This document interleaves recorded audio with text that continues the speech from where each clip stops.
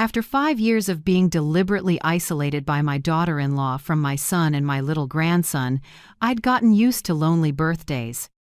But this year, on my 63rd birthday, someone knocked and handed me a glossy, chocolate-frosted cake with no card, no well wishes, just a curt text. "Do you like it? It's your favorite." I stared at the cake for a long time, feeling no joy, only a bad hunch. After all those years of silence, Madeline, my daughter-in-law, never did anything without a purpose. I texted back, "Your parents will like it more." Then I took the cake to her parents' house, planning to share the surprise with them. In under 10 minutes, my phone rang. On the other end, Madeline's voice shook with panic. "Mom, did you give it to them already?" I smiled faintly, set the phone down, and felt calm as a lake after a storm. Maybe the biggest birthday gift of my life is getting to sit still and watch my daughter-in-law dig her own grave. If you're still listening, tell me where you're watching from. Every comment you leave is another mark in this journey. And if this story has touched you, don't forget to hit like so it can reach even further. Portland, Oregon, a drizzly winter morning. I, Eleanor Price, 63 years old, sat alone in a small suburban house where the four walls had become my companions for 5 years. Since the day Nathan, my only son, married Madeline Cross, my life had shrunk into silence. From a mother who used to get a call every night, I became the stranger my own son avoided mentioning. That day was my birthday. I expected nothing, no calls, no flowers, not even a happy birthday from family. I brewed coffee, turned on the radio, tried to act normal, until a knock sounded at the door. A young delivery man smiled, cradling a white box tied with a red ribbon, and said, "Happy birthday, Mrs. Price. Someone sent you a cake." Stunned, I signed. As the door clicked shut, the room filled with a rich, sweet scent of chocolate. On the table, the chocolate cake looked so perfect it was almost lifeless. Smooth frosting, sugar flowers lined up as if measured with a ruler, and the words, "Happy birthday, Mom," piped in cold white icing. I flipped over the attached invoice, the sender, Madeline Cross. My hand froze. In 5 years, she hadn't sent me anything but carefully planned silence. No card, no greeting, no phone call. Just a cake and the flavor she knew I loved most. I sat down and stared at the cake like it was a stranger wearing a crooked smile. Everything was too perfect. Madeline was always like that, gentle on the outside, cold and controlling on the inside. Anything she did came with a hidden agenda. My phone lit up. A text. "Do you like it? It's your favorite?" Just 8 words, and they cut like ice. No exclamation point, no warmth. A kind of fake sweetness I knew too well. I read it again and again, then smiled slightly. Someone like Madeline never acts out of affection. She wanted to see how I'd react. Would I be moved, or would I stay wary? I set down my coffee and typed slowly, "Your parents will like it more." I knew exactly what I was doing. If anything was hiding under that frosting, her reaction would be the proof. I placed the phone on the table and folded my arms, waiting. In under 3 minutes, the phone rang. Madeline's voice on the line trembled, rushed, like she'd just seen a ghost. "Mom, did you give it to them already?" "Give it to who?" I feigned surprise. "My parents. You can't let them eat it, do you hear me?" I heard her ragged breathing, then the call cut off. The room went quiet again, just the clock ticking and the rain on the porch. I smiled.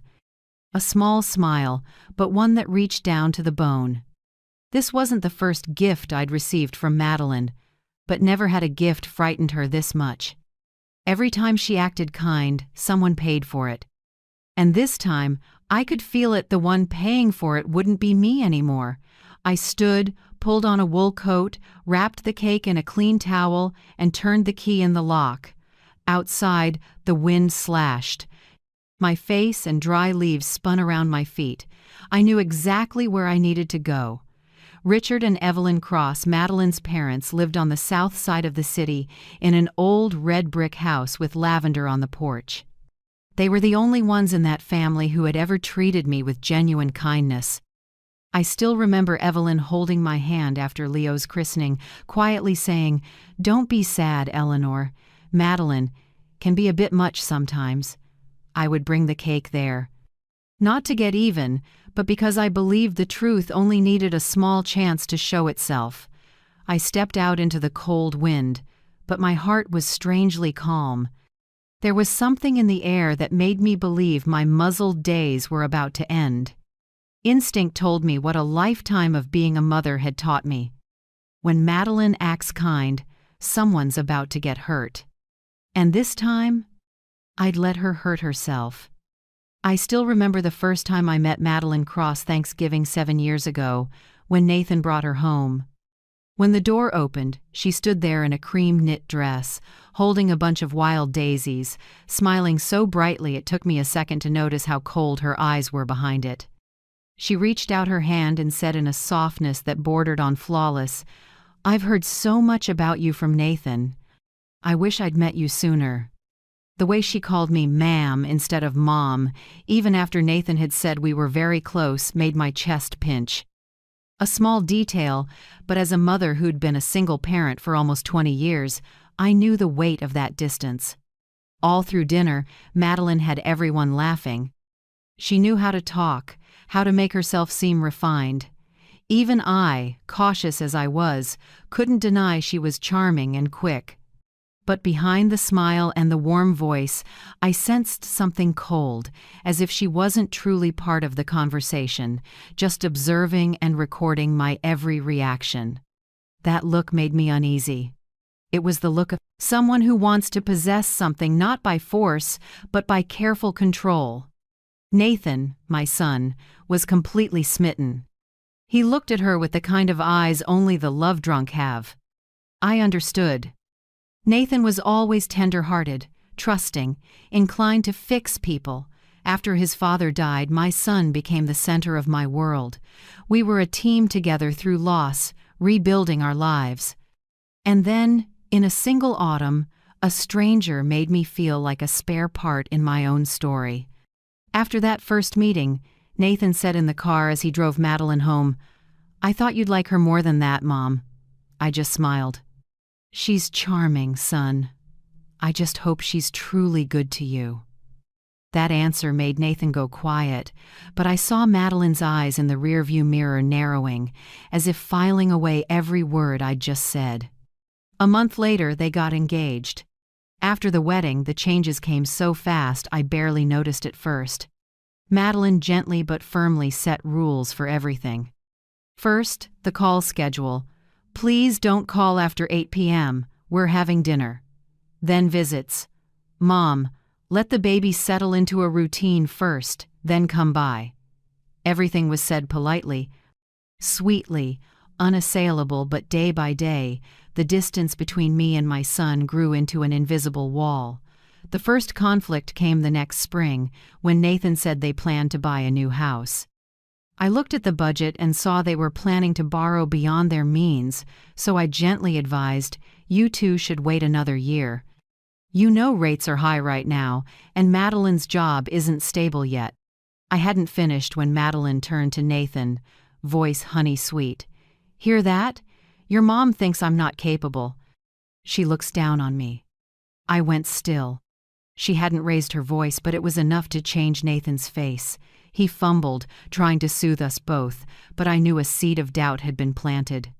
From that day, I became the controlling mother, the mom who won't let go.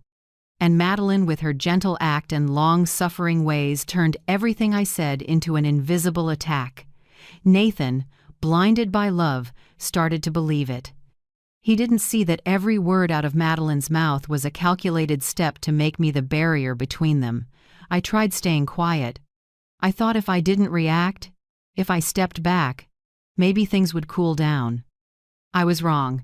Every time I kept silent, Madeline used it as evidence. "See? Your mom is mad at me. She's being cold to me." Then she told Nathan's relatives I was difficult, that I never accepted her as a daughter. I heard it from a neighbor, and the sense of betrayal split my chest. One evening, Nathan called, voice tense. "Mom, Madeline cried all night. She says you don't like her." I answered softly, "I never said that. Maybe I just need to learn to be quieter." I heard him sigh. A stretch of distance longer than any road opened between us. In the months after, I learned to live like a guest. I had to ask permission to call. I only visited when I was invited. Every time I walked through their door, I could feel there was no longer a place for me in my own son's house. Madeline never yelled, never acted rude. She used finesse to redraw the lines that always cast me as the intruder. When I brought gifts for my grandchild, she'd say, "Oh, that's so thoughtful. But Leo has too many toys already." And when I didn't bring anything, she'd sigh, "You must be busy. You forgot it's his birthday." No one realized it was all a mind game. Every move Madeline made was designed so that whatever I did would be misunderstood. Nathan changed. From the son who told me everything, he became a man who measured every word, as if afraid of causing conflict. When I asked, "Are you okay?" he answered, "I'm fine. Madeline just needs space." Needs space became the invisible wall pushing me further from the family that used to be mine. My world shrank to a small house, lonely dinners and old photos. I stopped going to gatherings, stopped hearing from anyone. People got used to me being absent. Madeline had successfully erased me from my son's life without ever having to confront me. Once, I heard her on the phone when I dropped by unannounced. "I just need you to understand. If your mom keeps interfering, I can't take it anymore." I stepped back, heart pounding. Nathan looked at me and said only, "Mom, please don't come without calling." The words were light but sharp as a blade. I drove home in the rain, knowing this war had no gunfire but was being fought quietly, day after day. No one realized Madeline didn't care about money or status. What she wanted to seize was the singular love between a mother and her son. To Madeline, love was a game with winners and losers, and in that game, she would do anything to make me the loser. I felt myself being erased from every photo, every memory, every conversation, every greeting, every holiday, no longer had my name. But the most frightening part wasn't being forgotten, it was sensing that my son believed this was right. Madeline didn't need to scream, pick fights, or cause scenes. She only had to smile, sigh, and say quietly, "I just want peace." And the world would believe she was the victim, while I, the mother who had loved with all I had, became the overbearing shadow in their story. And I knew she wouldn't stop. Ever. As long as I existed in Nathan's life, Madeline would see me as a thorn to be pulled out to the root. I don't know when this war began. I only know it never really ended. A silent war, no blood, no gunfire, but where every word, every gesture could kill a little of the love between mother and son. And in the middle of that storm, all I could do was learn to stand still and wait for the wind to change. The first Christmas after Nathan got married, I was giddy like a child. I wrapped gifts for the two of them and added a pair of wool socks for Madeline because Portland was colder than usual that year. I woke up early, baked waffles, simmered apple cider, and drove to their house before the snow covered the roads. I wanted to surprise them, to make that morning the start of a new tradition. Different maybe, but still family. When I knocked, Madeline opened the door with a polite smile so empty it echoed. "Oh, Mom, you're a bit early. We just finished opening presents." I glanced past her under the tree. Presents still sat pristine, shiny paper, untorn. I knew it was a prepped lie, but I said nothing. Inside me was a cold, sharper than the snow outside. She didn't need to scold or push me away. One gentle line was enough to make me the one out of place. Bad timing. Inconvenient. I stepped in, set the pastries on the table myself, tried to keep smiling. Nathan came out of the kitchen, genuinely surprised. "Mom, Why didn't you call first?" "I wanted to surprise you," I whispered. Madeline slid in, voice honey-sweet. "Maybe you didn't know we wanted to spend this Christmas just the two of us, to start our own tradition. Next year you absolutely must come, okay?" Our own tradition. Those two words sounded like a door closing. I looked around the house, strings of warm lights, wedding photos, and in the living room a framed piece that read, "Small family, big happiness." In the frame, only the two of them, smiling in the Sunday. No corner left for me. I stayed a few minutes, handed over the gifts, then made an excuse to leave early. Driving home, I turned on the radio to fill the silence, but the music only made the emptiness louder. I thought I'd get used to distance, but distance wrapped in politeness hurts worse than harsh words. That evening, I checked my phone. Social media was flooded with their happy family photos. Madeline in a red sweater, Nathan smiling, with a caption, "Our first Christmas, so wonderful to be with the ones we love most." I read the last line over and over, "the ones we love most," and realized I'd been off that list for a long time. The next year, I suggested hosting Christmas at my place, where Nathan grew up, where everything still sat as it had when he was little. Madeline smiled, eyes bright, her voice soft but firm. "My parents are older. Traveling wears them out. We should stay near them this year so they'll be happy."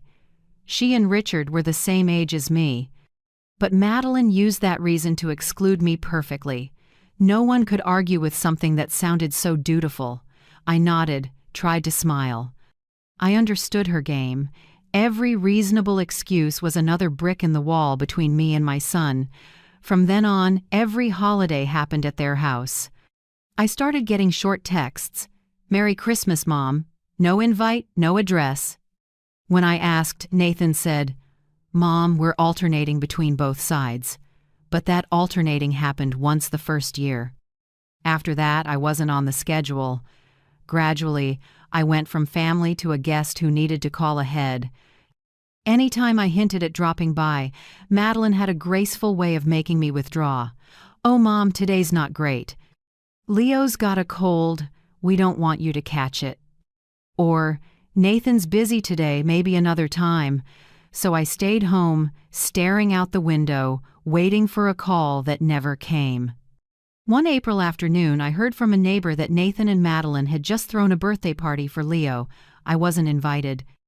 I forced a smile, said maybe they forgot, but I knew "forgot" was a softer word for on purpose. I tried mailing Leo a small gift, an animal picture book. A week later, the package came back unopened, stamped, "Recipient moved." I called Nathan. He picked up. His voice rushed. "Mom, I'm in a meeting. I'll call you back tonight." That night, the phone never rang. I started to realize that, in my son's eyes, I had slowly become someone without boundaries. Every attempt I made to reconcile was turned by Madeline into proof that she doesn't understand limits. She didn't need to yell or forbid. Just a few feather-light words, and it was enough to change the way Nathan looked at me. One evening, I called their house. Madeline answered, her voice gentle. "Mom, Nathan's giving Leo a bath. Is it urgent?" "It's not urgent, dear. I just wanted to check in. You're so sweet, but Leo's a little under the weather today, so we should turn in early. You understand, right?"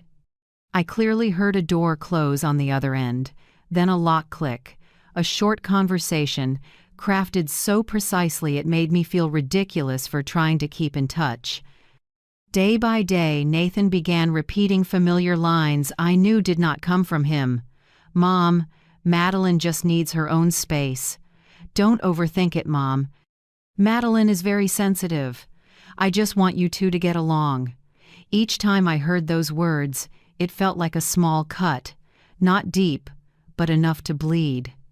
Late one night, I opened social media and looked at their vacation photos in Hawaii. Under a picture of Nathan holding Leo, Madeline had written, "Family is where the heart finds peace." I sat still, realizing my heart had long been pushed out of that peace. I didn't hate her, at least not in the way people usually mean. I was afraid, because Madeline wasn't just controlling her husband with love, she was also rewriting his memories of me. Nathan used to tell me the tiniest things. The first time he learned to drive, the first time he slipped on the ice rink, the first dinner he cooked for me after graduation. Those memories were the threads that tied us together. But gradually, when I brought them up, Nathan would just give a thin smile. "I don't really remember, Mom. You probably imagined it a bit." I stayed quiet, but inside it felt like someone was squeezing my chest. Madeline had succeeded in rewriting our story, erasing the old memories, and replacing them with the image she wanted, the gentle wife, the distant mother-in-law. With each passing holiday, I felt myself fading a little.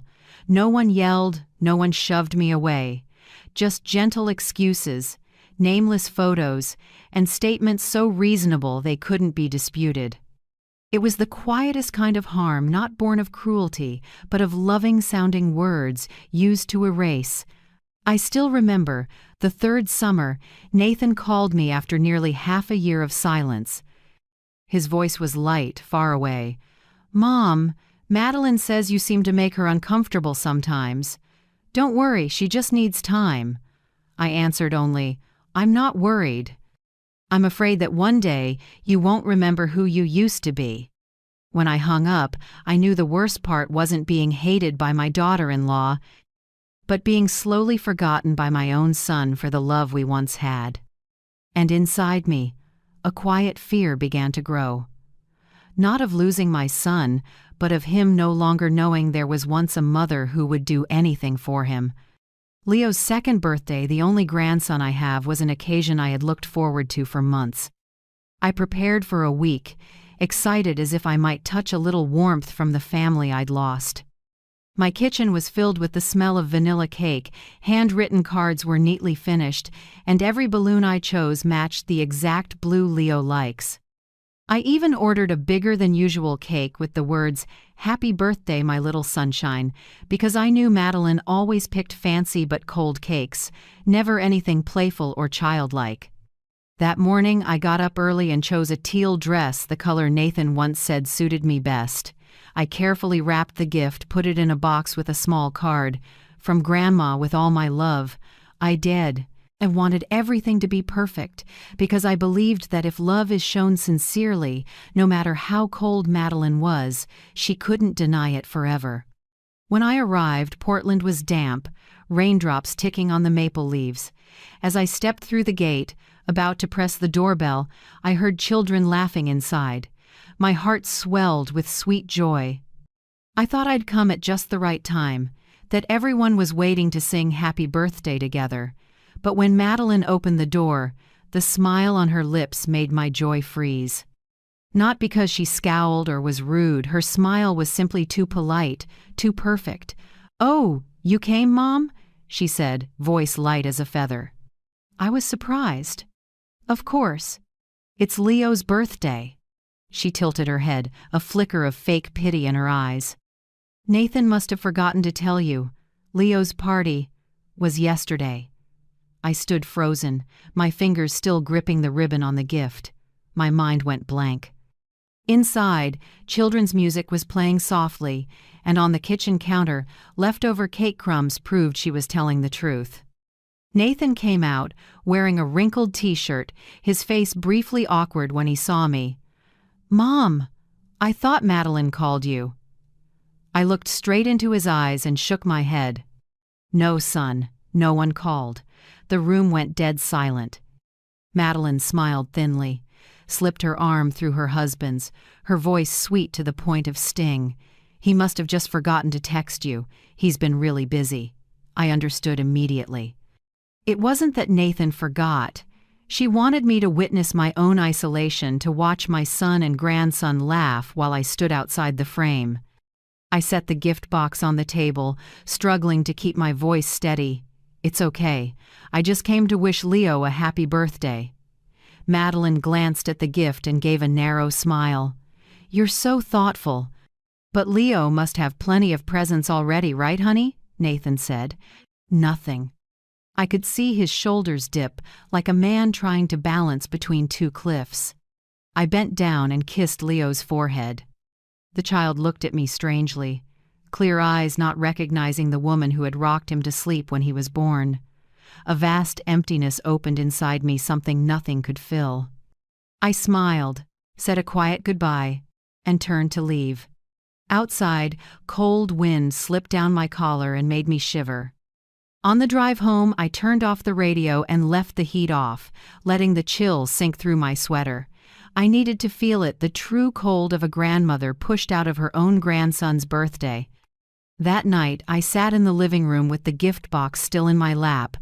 I didn't open it and I didn't cry. I just sat still, like I had buried a living person. It wasn't a funeral for anyone, it was for memories. Mornings I drove Nathan to school, afternoons we baked together, the times he hugged me and said, "Mom, you're my best friend." All of it had been swapped out, replaced with new traditions. Madeline built traditions where I wasn't mentioned.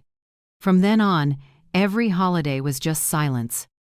No Christmas, no Thanksgiving, no invitations. I called, no one picked up. I wrote letters, pouring out the truest words I had, but no one answered. My mailbox was as quiet as a grave.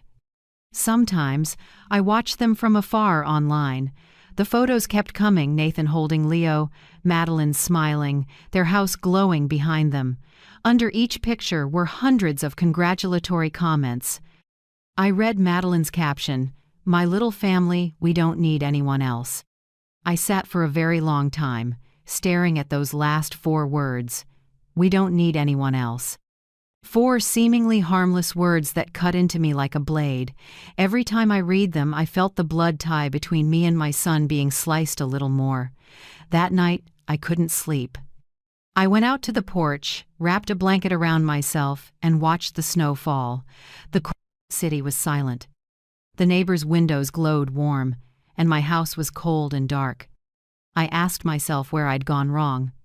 Maybe it was when I failed to push back from the beginning, letting Madeline's reasonable excuses grow like spider webs and bind every connection tight.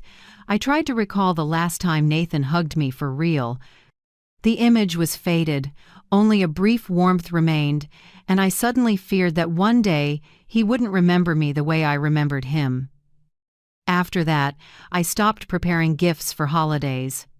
Each December, instead of baking like I used to, I wandered through the market and bought a few small pine branches to put on the table. There were no laughs in my home anymore, just the faint scent of sap and the tick of the clock hand moving one notch at a time. But no matter how chilled my heart felt, some small part refused to go out. I still watched Leo grow through photos, still saved every picture of him to my phone, still read every post even though each line only hurt me more. I remember a time Madeline posted a picture of Leo learning to walk with the caption, "Nothing more precious than seeing your child walk on their own 2 feet." I laughed a bitter laugh, because that was exactly what I was learning to do, to walk alone on a road with no one holding my hand. I didn't blame Nathan. I knew my son had been swept into the sweet vortex Madeline created. She never banned him from seeing me. She just made it inconvenient. Not forbidden, but no room left for me either. Every night I still lit a small candle in front of an old photo, the picture of the 3 of us on Nathan's graduation day. In it, his eyes shone, and I was smiling, happy. I touched the glass with my finger and whispered like a prayer, "You'll see it someday, just not today." And I believed that somewhere beneath the memories rewritten by someone else, the real Nathan still existed, the boy who held my hand through the storm and said, "Mom, I'll never leave you alone." I waited, not for forgiveness or even reconciliation, but for the moment when truth would find its way back on its own. For now, I just had to learn to be silent, the way wounded mothers do, quiet but never without love. Back to the present. The smell of chocolate filled my small kitchen, so sweet it made me dizzy.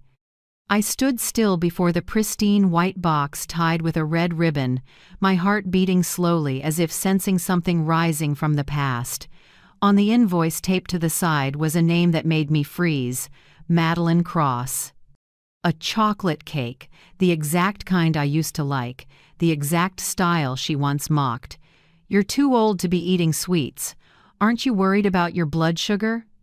Now sat neatly in front of me, on the wooden table by the window where the afternoon light washed in faintly. I stared at it, detail by detail, a mirror-smooth surface, even frosting, white sugar flowers arranged in perfect symmetry, not a single petal out of place. Too precise, too perfect, like everything Madeline ever did, and because of that, it didn't feel like an apology. It felt like a message wrapped in sugar and butter, colder than a December night. I closed my eyes and heard fragments of memory. Leo's laughter at the party I missed, Madeline's gentle, "My parents are so old," and Nathan's last words on the phone last year, "Mom, I'm busy. Another time, okay?" I opened my eyes, looked at the cake once more, then picked up the phone to call a taxi. I had no intention of eating that cake, I just wanted to understand. A silver taxi stopped in front of my house at 4 p.m. Portland in the fall still carried rain. Streaks of water slid down the car windows, reflecting the pale red sunset. I cradled the cake box, smelling sugar and cocoa mixed with damp cold, and felt a clear intuition. This was not a birthday gift. I gave the driver an address. "I need to go to Richard and Evelyn Cross's house." The older driver nodded slightly, asked nothing more. On the way, I looked out the window as the streets drifted by slowly. Kids ran in the rain holding red umbrellas. I wondered, Leo is 7 now, does he still remember my face, or has the memory of his grandma been erased from his phone along with the old photos? The car stopped in front of a red brick house on the corner of Cedarwood. The house was old but cozy, moss on the roof tiles, purple geraniums along the porch. I gripped the cake box, took a deep breath, and climbed the steps. The door opened after 2 knocks. Evelyn, Madeline's mother, appeared, her face brightening when she saw me. "Goodness, Eleanor. It's been so long." Her voice was still gentle, a mix of surprise and warmth. Richard came out behind her in a brown turtleneck sweater, smiling kindly but with a hint of caution when he saw the cake in my hands. I smiled lightly, trying to sound natural. "It has been a long time, Evelyn. I came because I think you two should see this." I set the cake on the dining table, untied the ribbon, and lifted the lid. The chocolate scent spread, rich and heavy. White letters across the surface read, "Happy birthday, Mom." Exactly the same lettering Madeline used to write on cards years ago. Evelyn frowned slightly. "Madeline sent that to you?" "Yes. Today's my birthday. I'm not sure if I should eat it or be afraid of it." Richard looked at me, then at the cake, his eyes shifting slowly from surprise to suspicion. "You know, our Sloane," I cut in, smiling sadly. "She goes by Madeline now." "Right," Evelyn sighed. "Madeline never does anything without a purpose. She's calculating." We sat down. I briefly told them about the text that came with the cake, about the years of isolation, about Leo's birthday being switched. Each detail felt like scissors snipping away at the fragile thread tying our families together. Evelyn went still, her hand over her mouth. She wouldn't go that far, Eleanor." I looked at her gently. "I used to think so too. But today, when this cake showed up, I could smell the setup the same as always, sweet but full of scheming." The air in the room thickened. Richard braced his hands on the table, his eyes hollowing. He was a man of few words, but that look told me everything. He understood. No words needed. I unlocked my phone and set the screen face up on the table. If she texts back, I'll reply, and put it on speaker. Evelyn blinked. "You think she'll text?" "She always does. She always needs to know how people react." The room fell silent. Only the clock's steady ticking and the soft patter of rain against the frame. I felt like I was sitting between two worlds: on one side, a truth too clear; on the other, the belief her parents still clung to. And then the phone buzzed. The screen lit up with a short message. "Do you like it?" The same familiar cold wording as 5 years ago. I looked at them and nodded. Evelyn held her breath. I typed slowly. "Your parents will like it more." Sometimes, a calm sentence is enough to make a liar show their face. I chose silence, but a kind of silence with weight. What about you? In your life, have you ever used silence to protect yourself? I set the phone on the table and turned on speaker. The three of us sat still, listening to the ticking clock between long, suffocating pauses. Evelyn gripped her husband's hand. Richard frowned at the screen like he was waiting for a time bomb to go off. I stayed calm, eyes fixed on the cake lying there on the table, beautiful and terrifying, like a work of art hiding a secret. No one said another word. Only the rain got heavier, drumming against the window, blending with the slow, steady beat of my heart. Inside, I felt something strange, not fear, but the calm of someone who's seen too much. Because I knew the next text would come. And when the phone rang, that would be the moment the truth, no matter how long it had been hidden, would speak for itself. The phone rang long, sharp, and cold like a tight wire in the night. Evelyn flinched, while I just looked at the lit screen and tapped to put it on speaker. Madeline's voice came through, shaky and broken, nothing like her old confidence. "Mom, what did you do with the cake?" I leaned back, my voice oddly steady. "I gave it to your parents." A long silence. I could hear her quick breathing, the clatter of movement like she was scrambling in a panic. Then suddenly a scream ripped the air. "No, don't! They can't eat it!" Richard and Evelyn froze. Evelyn dropped the teacup in her hand. The porcelain clinked softly and rolled a few times across the hardwood floor. Richard shot to his feet, his hand trembling on the edge of the table. He stared at the phone, then growled, "Madeline, what's in the cake?" On the other end, harsh breaths, then sobs. I only put laxatives." Her voice dwindled, halting. "Just so she'd be miserable for a few days, the way I've suffered for 5 years." No one spoke. The room sank into a thick silence, heavy as fog. Evelyn collapsed into a chair, tears streaming down her cheeks. She murmured, almost to herself, "Dear God, what has she done?" Richard stayed standing, his face gone gray. He looked at me, then down at the cake in the middle of the table, still intact, beautiful, as if nothing were wrong. I saw his shoulders tremble. Then he stepped back, as if he couldn't trust what he'd just heard. I didn't speak, just sat quietly. I wasn't angry anymore, only deeply tired, like a lamp that's burned too long and is about to go out. My feelings seemed frozen. I'd imagined many ways her mask might fall, but I hadn't expected it to happen this fast or this bare. And then, as if fate wanted us all to face it at once, the door opened. Nathan walked in. He stopped short when he saw me, his in-laws, and the cake on the table. On the phone, Madeline's voice was still sobbing, weak. "Mom, please don't let them eat it. It's my fault.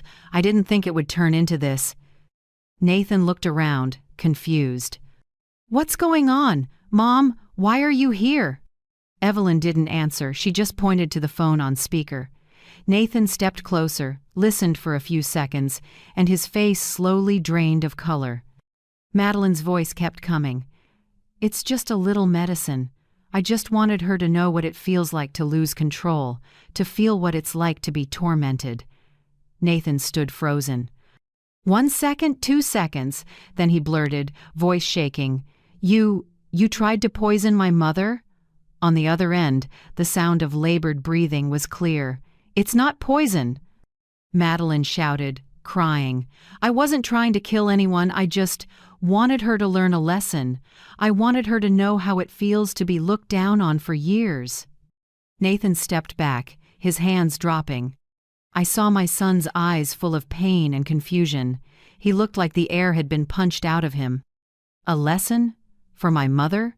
his voice went hoarse. The woman who took care of you when you had Leo, who paid your hospital bills, who cooked for you every weekend, that's the person you wanted to teach a lesson. Madeline went quiet.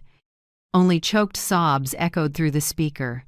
Evelyn covered her face and cried, while Richard stood behind his wife, his gaze frozen. I remained where I was, hands clasped, strangely calm. I didn't feel vindicated. There was nothing to gloat about in a moment like this when a family fractures under the weight of its own words. Nathan looked at me, pleading and desperate. "Mom, I didn't know. I swear I didn't know anything about this." I nodded and gave a faint smile. "I know, son. I know you're not like that." Madeline kept talking, but her voice was weakening, breaking apart into formless sobs. I just wanted his mother to stop hating me. I wanted her to know I've been hurt too." Evelyn choked out. "Madeline, what have you done? Aren't you ashamed?" "I'm sorry, Mom. I don't know what I was thinking." Richard roared, his voice rough. "Enough, Madeline. No one deserves that, not even Eleanor." The room went dead still. Rain hammered harder against the porch, rattling the window panes. Nathan turned away, fists clenched. He stared at the floor, then looked back at me, eyes red. "Mom, why aren't you saying anything?" I answered softly, "Because everything's already clear. Sometimes, son, the truth doesn't need to shout, it just needs to be heard." I glanced around the room, the one where I used to have warm dinners with them, where laughter once filled the air. Now it bore witness to a woman stripping herself bare with her own trembling confession. Madeline was still saying something, but no one was really listening. Each of us was lost in our own thoughts. Evelyn covered her face, shoulders shaking. Richard stared out the window, eyes empty. Nathan was like stone, one hand on the table, the other covering his face. I stood, walked over to the phone and hit end. A short beep, then silence. Only the clock's steady ticking remained, like time itself bearing witness to something none of us wanted to believe. I spoke quietly, my voice low but firm. "I don't hate her, but maybe for the first time she truly saw herself." No one replied. A draft slipped through the doorframe, carrying the smell of rain and the lingering chocolate in the air, sweet, but now making us all nauseous. Outside, Portland grew colder. The day's last light fell quietly, stretching across the table where the cake still sat, beautiful, perfect, and dangerous, like the person who made it. And I understood, sometimes justice doesn't need a courtroom, it arrives in the moment someone exposes their own darkness.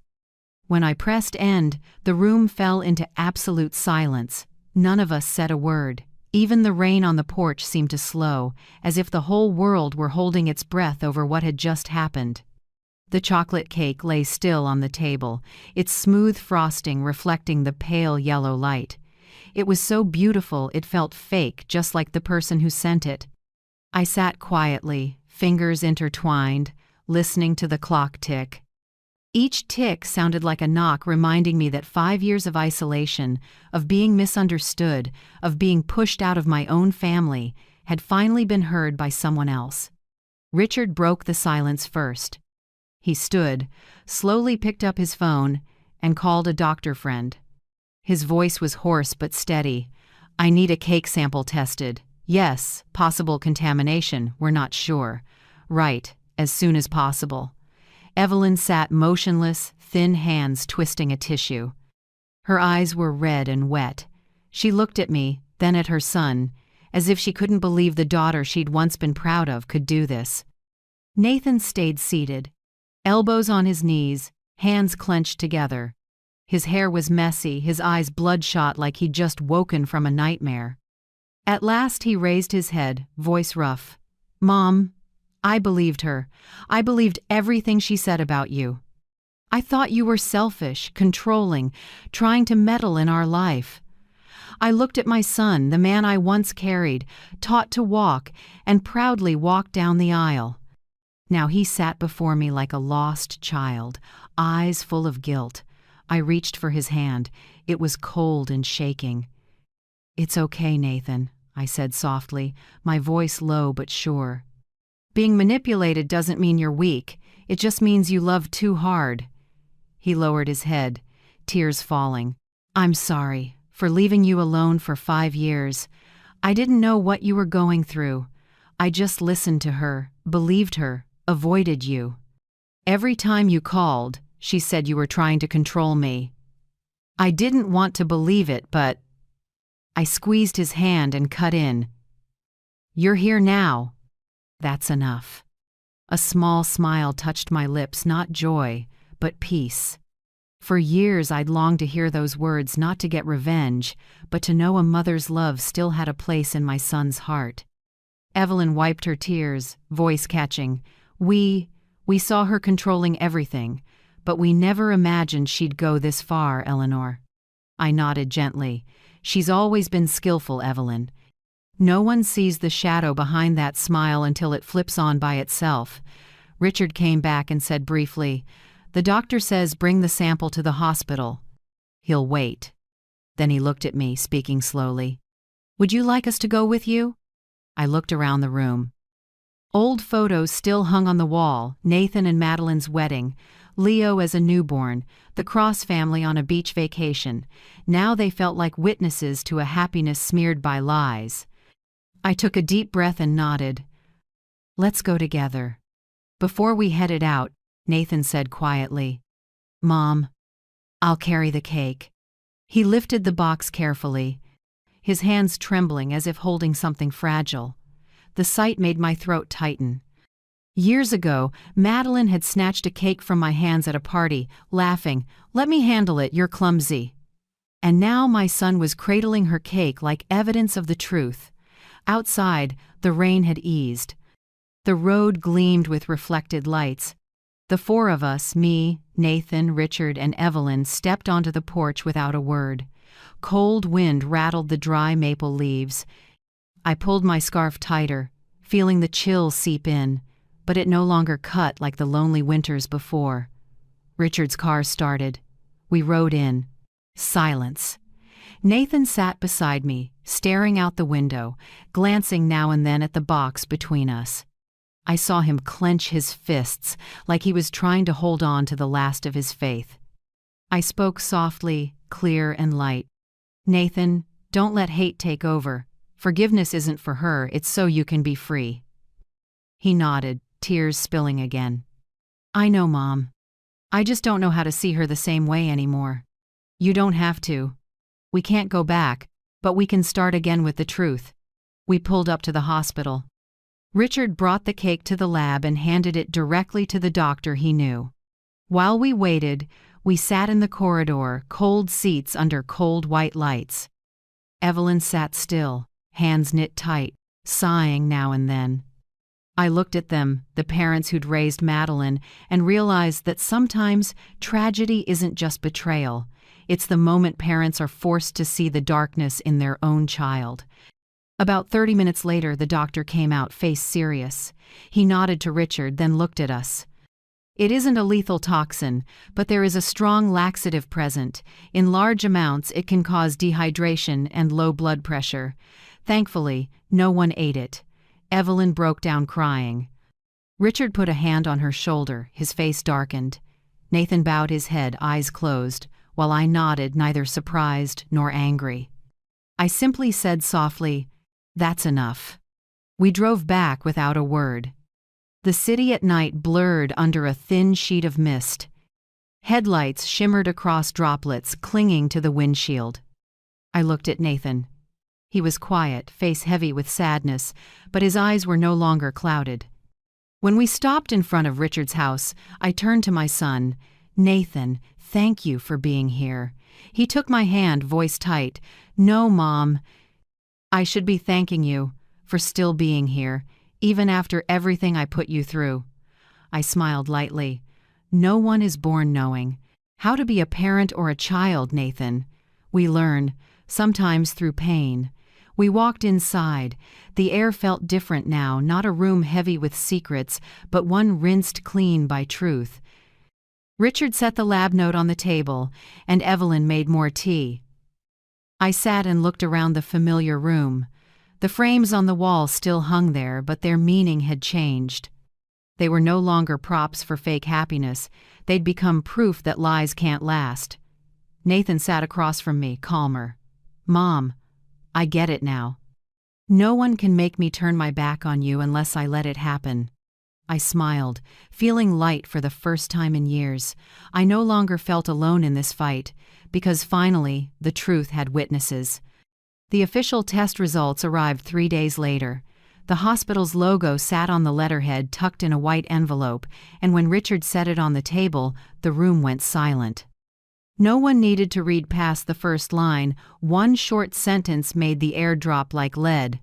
The cake sample contains a high concentration of a strong laxative above the safe threshold, potentially dangerous for older adults or those with cardiac conditions.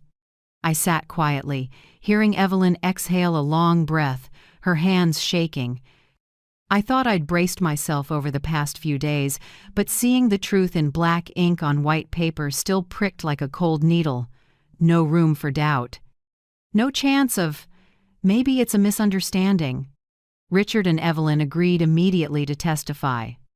They brought the recording of that phone call, Madeline's trembling voice, her admission of just laxatives, Richard asking, "How much?" and Evelyn's sobs at the end. Everything was handed to the police as evidence. I knew it was a painful decision for them. She was, after all, their only daughter. I remember the moment Richard signed his statement. He paused a long time before writing, his hand slightly shaking, then pressed down with one firm stroke. When he looked up, he simply said, "We have to stop this before she hurts anyone else." Nathan was there too, his face tense but resolute. He filed for custody of Leo, citing a living environment that's toxic and behavior that endangers others. In my son's eyes, I no longer saw the old confusion, but the light of someone who'd woken up. Maybe for 5 years he'd stayed quiet out of fear, but now he spoke with all the love a father can have for his child. I didn't attend the first hearing, but Nathan told me Madeline held on to her composure until the very end. She showed up with softly curled hair, a tasteful cream dress, and meticulous makeup as if powder could cover every mistake. When the lawyer asked about the cake, she gave a thin smile and said, "I only sent a birthday gift. She trapped me." She lied on purpose so I'd lose everything. I listened and felt my heart go as still as a blank page. I'm used to manipulation, and it still tightened my chest. But this time, I didn't have to defend myself. The evidence our recording, the texts, her panicked voice on the call spoke for me. When the police pulled the phone data, everything matched. The text, "Do you like it?" My reply, "Your parents will like it more." And the frantic call a few minutes later. Every word, every sob was a marker Madeline couldn't escape. When I heard the official notice that police were opening a criminal investigation, I didn't feel joy or triumph. I just felt sad. A deep, quiet sadness, like watching someone fall off a cliff you can't pull them back from. Madeline was temporarily barred from contacting the family while the investigation and court process went on. In that time, Nathan was granted temporary custody of Leo. I visited my son's house once and saw Leo on the living room floor, building a toy plane. He looked up, saw me, and his eyes lit up. "Grandma."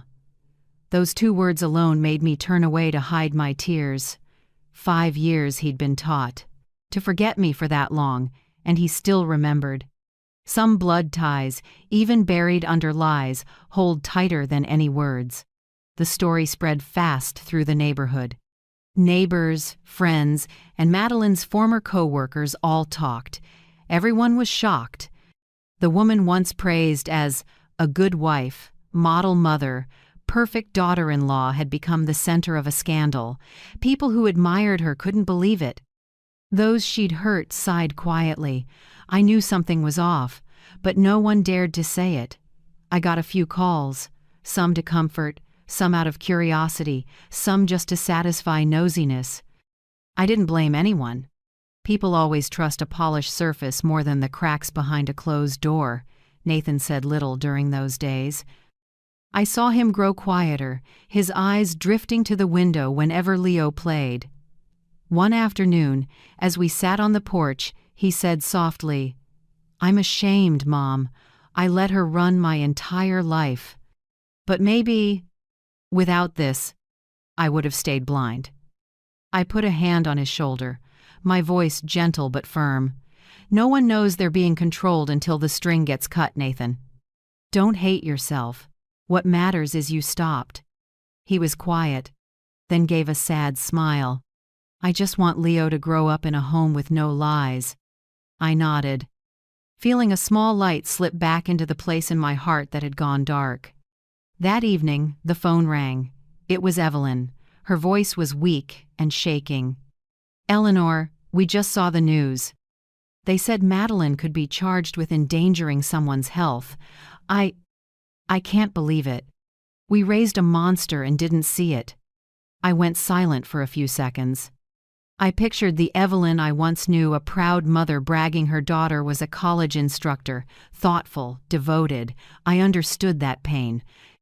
For a parent, nothing is heavier than admitting your own child hurt others. I answered quietly, with the calm I'd built over years of enduring. "Evelyn, sometimes to truly see someone, you have to look at them when they're afraid. When the mask falls, only the real part remains." On the other end, Evelyn broke down. She didn't say anything else, just kept repeating, "I'm sorry.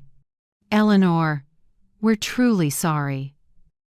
I sat still, listening to the wind through the window frame, and realized, in the end, I didn't need anyone's apology. The truth had taken my side on its own, not by shouting, but through evidence that can't be denied. Madeline could claim I trapped her, but no one believed it. A woman can stage a script as cleverly as she wants, but she can't control her own reaction in the moment of fear. That panic stripped everything bare.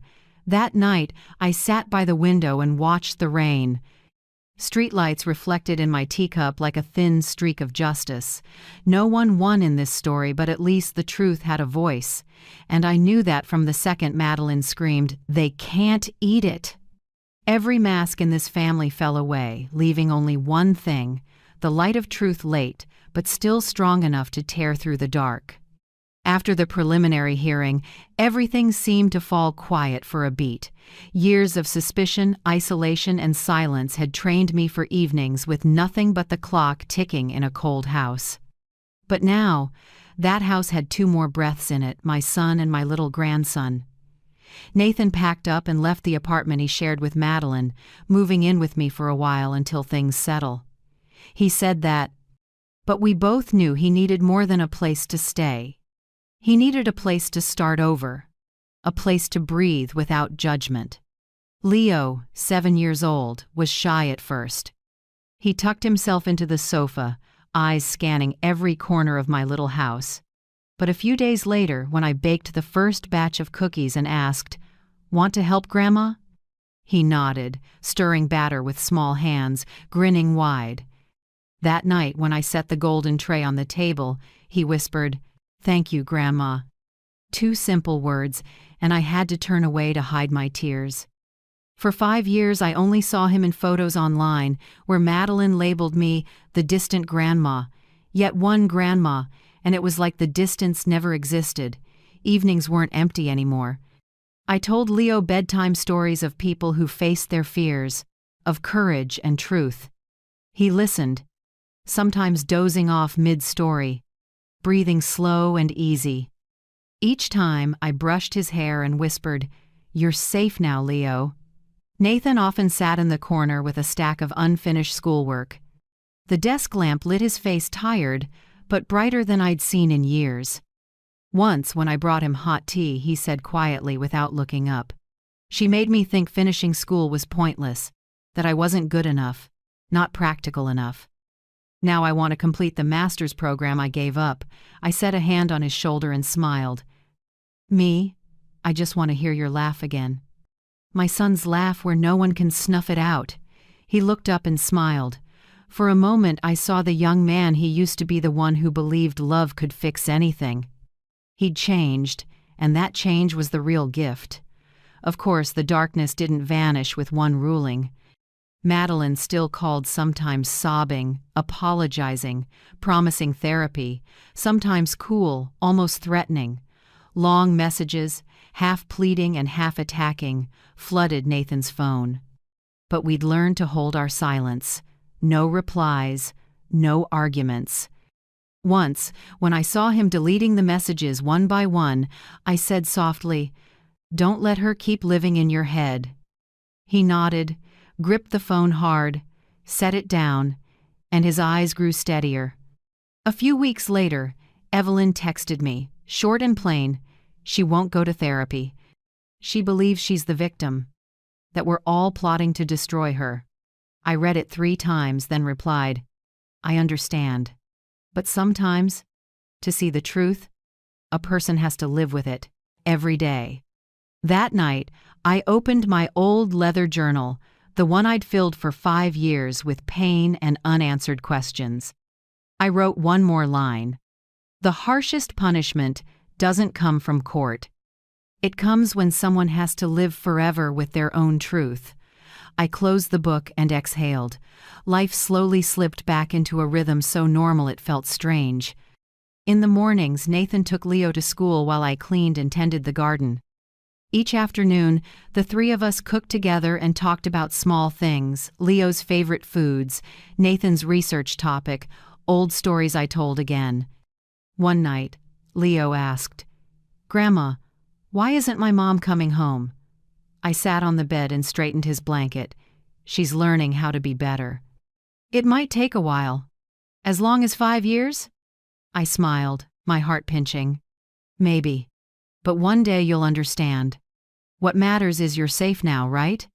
He nodded, hugged his stuffed bear, and fell asleep. Late at night, I sat by the window, watching the streetlight glint on my teacup. Jasmine drifted in the breeze. Nathan's pen scratched across paper, a steady sound like the heartbeat of a house coming back to life. I looked at my son and grandson and realized those years of isolation had taught me this. Fear never fully disappears, but it shrinks when you have someone to face it with. When I watched Leo sleep, tiny hand holding the blanket, his face so peaceful it eased my chest, I knew he caught between 2 adult worlds, was the first to be freed. No more cruel lines about the controlling grandma, no more living in a house where everyone's afraid of making his mother angry. I turned out the light, stood in the doorway, and looked back at the house. Darkness fell, but I wasn't afraid. For the first time in years, the place felt warm, not from a fire, but from Leo's soft sleep laugh, from my son writing at the desk, and from peace returning after 2 minutes storms. I whispered to myself, "There won't be any more scary nights." Then I closed the door gently and let the quiet keep growing. On the day of sentencing, a heavy gray hung over Portland. I sat in the second row of the courtroom, hands clasped, holding steady. Nathan sat beside me, and Richard and Evelyn were across the aisle. They looked like they'd aged 10 years in a few months. In the middle stood Madeline, smaller under the white lights, hair messy, mascara smeared. She was no longer the polished, confident woman who had blown through my life like a storm. The judge, an older man with silver hair and a steady voice, read the final decision. He spoke slowly, each word cutting into the air. Based on the investigation results, witness testimony, and recorded evidence, the court finds the defendant, Madeline Cross, guilty of intentionally endangering another person. Sentence: 2 years probation, mandatory psychological treatment, and a no-contact order with the plaintiff and related parties. 3 crisp strikes of the gavel. In that moment, I felt no triumph, only a wave of exhaustion. 5 years is a long road. I thought my heart had gone numb, but it still twinged now. Nathan gripped my hand hard. Warm, firm, a promise not to let go again. I nodded, looking straight ahead at Madeline, trembling. She turned toward me, eyes mixed with hate and despair. Her voice was raw. "She took everything from me. The words snapped through the quiet room. The judge looked up, calm but razor-sharp. "No one took anything from you, Miss Cross. You lost it yourself." Behind me, Richard and Evelyn broke into tears. Their sobs were soft, the sound of a burden with nowhere to rest. They didn't defend their daughter, and they didn't glare at me. They were just parents forced to watch their child destroy her own life. I stood, walked to them, and laid a hand on Evelyn's shoulder. Her eyes were red as she looked up. I said softly, "Just for the three of us. You're still her mother, Evelyn, but right now, please save my grandson first." She nodded, tears rolling. She took my hand, shaking. "Thank you for not letting the boy grow up in the dark like my daughter did." I answered simply, "Sometimes love isn't about forgiving, it's about stopping." When we left the courtroom, Nathan walked beside me, holding Leo's hand tight. The boy looked around, curious. He didn't grasp the adult mess but felt the shift in the air. He looked up, smiled, and whispered, "Grandma, can we go home?" I smiled, brushed his hair. "Yes, let's go home, Leo." Outside the courthouse, October wind was cold and dry. Sunlight slipped through the gray, spilling across the stone steps so many had just climbed. I held Nathan's hand, my heart lighter. In my son's eyes, I no longer saw years of doubt, only a new certainty, the light of a man who had learned whom to protect. News spread quickly across Portland. Papers called it a wake-up case about psychological abuse in the family, where harm wasn't dealt with fists but with words and manipulation. They mentioned me, called me a resilient victim. I didn't finish the articles. A reporter came to the door, flashed her press badge, and asked, "Would you share your thoughts to help women who've lived through the same thing?" I shook my head and smiled. "I don't need an audience. I just need justice." She nodded, a little disappointed. I understood. The world likes stories that end in applause. Real life isn't a stage. I didn't need cheers, I just needed to watch the wounds close. That night, my small house glowed again. Leo built with Lego, and Nathan read at the table. I brewed tea and poured 2 cups, one for me, one for the photo on the cabinet. My husband's picture, kind eyes, a smile that softened everything. I sat, looked at him, and spoke as if he were there. "See? Our son came back. He's laughing again. And our grandson, he'll grow up in the light, not in fear." I paused, listening to Leo's laughter ring from the living room, clear, easy, alive. Nathan laughed, too warm and calm. The sound mixed with jasmine in the air, and I felt an invisible hand rest gently on my shoulder. I looked at the photo again and whispered, "See?" Everything finally found its place. Outside, a breeze moved the glass wind chimes on the porch. They chimed softly, like a late congratulations. I closed my eyes, felt the draft, and my heart went light like a leaf after storm season. After all these years, I understood. The biggest victory isn't making the wrongdoer fall, it's keeping your heart from turning to stone. That night, between the mild wind and the laughter of my family, I knew days without fear, without shadows, had truly begun. 3 months after the sentencing, Portland slid into spring. The cherry branches outside my porch were in bloom, pale pink and clean, as if no storm had ever passed. Life for me, Nathan, and Leo began sprouting again, not loud, not rushed, but day by day, little by little. Nathan officially went back to university to finish the counseling master's program he once left unfinished.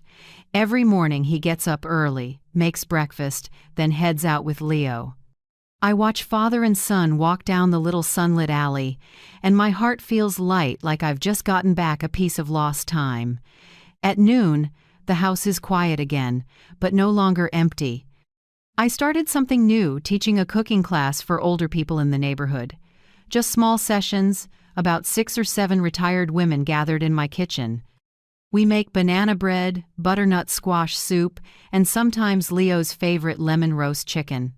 Laughter, the sound of knives on cutting boards, the clink of dishes, all of it blends into a gentle song. I'm not just teaching them to cook, we tell each other about kids who live far away, old memories, and the things still unfinished. I've realized healing doesn't have to mean forgetting. Sometimes it's just cooking a good meal and letting your heart soften. Leo's schedule is more steady than ever. School in the morning, swimming or soccer in the afternoon, and dinner at home with his dad and me at night.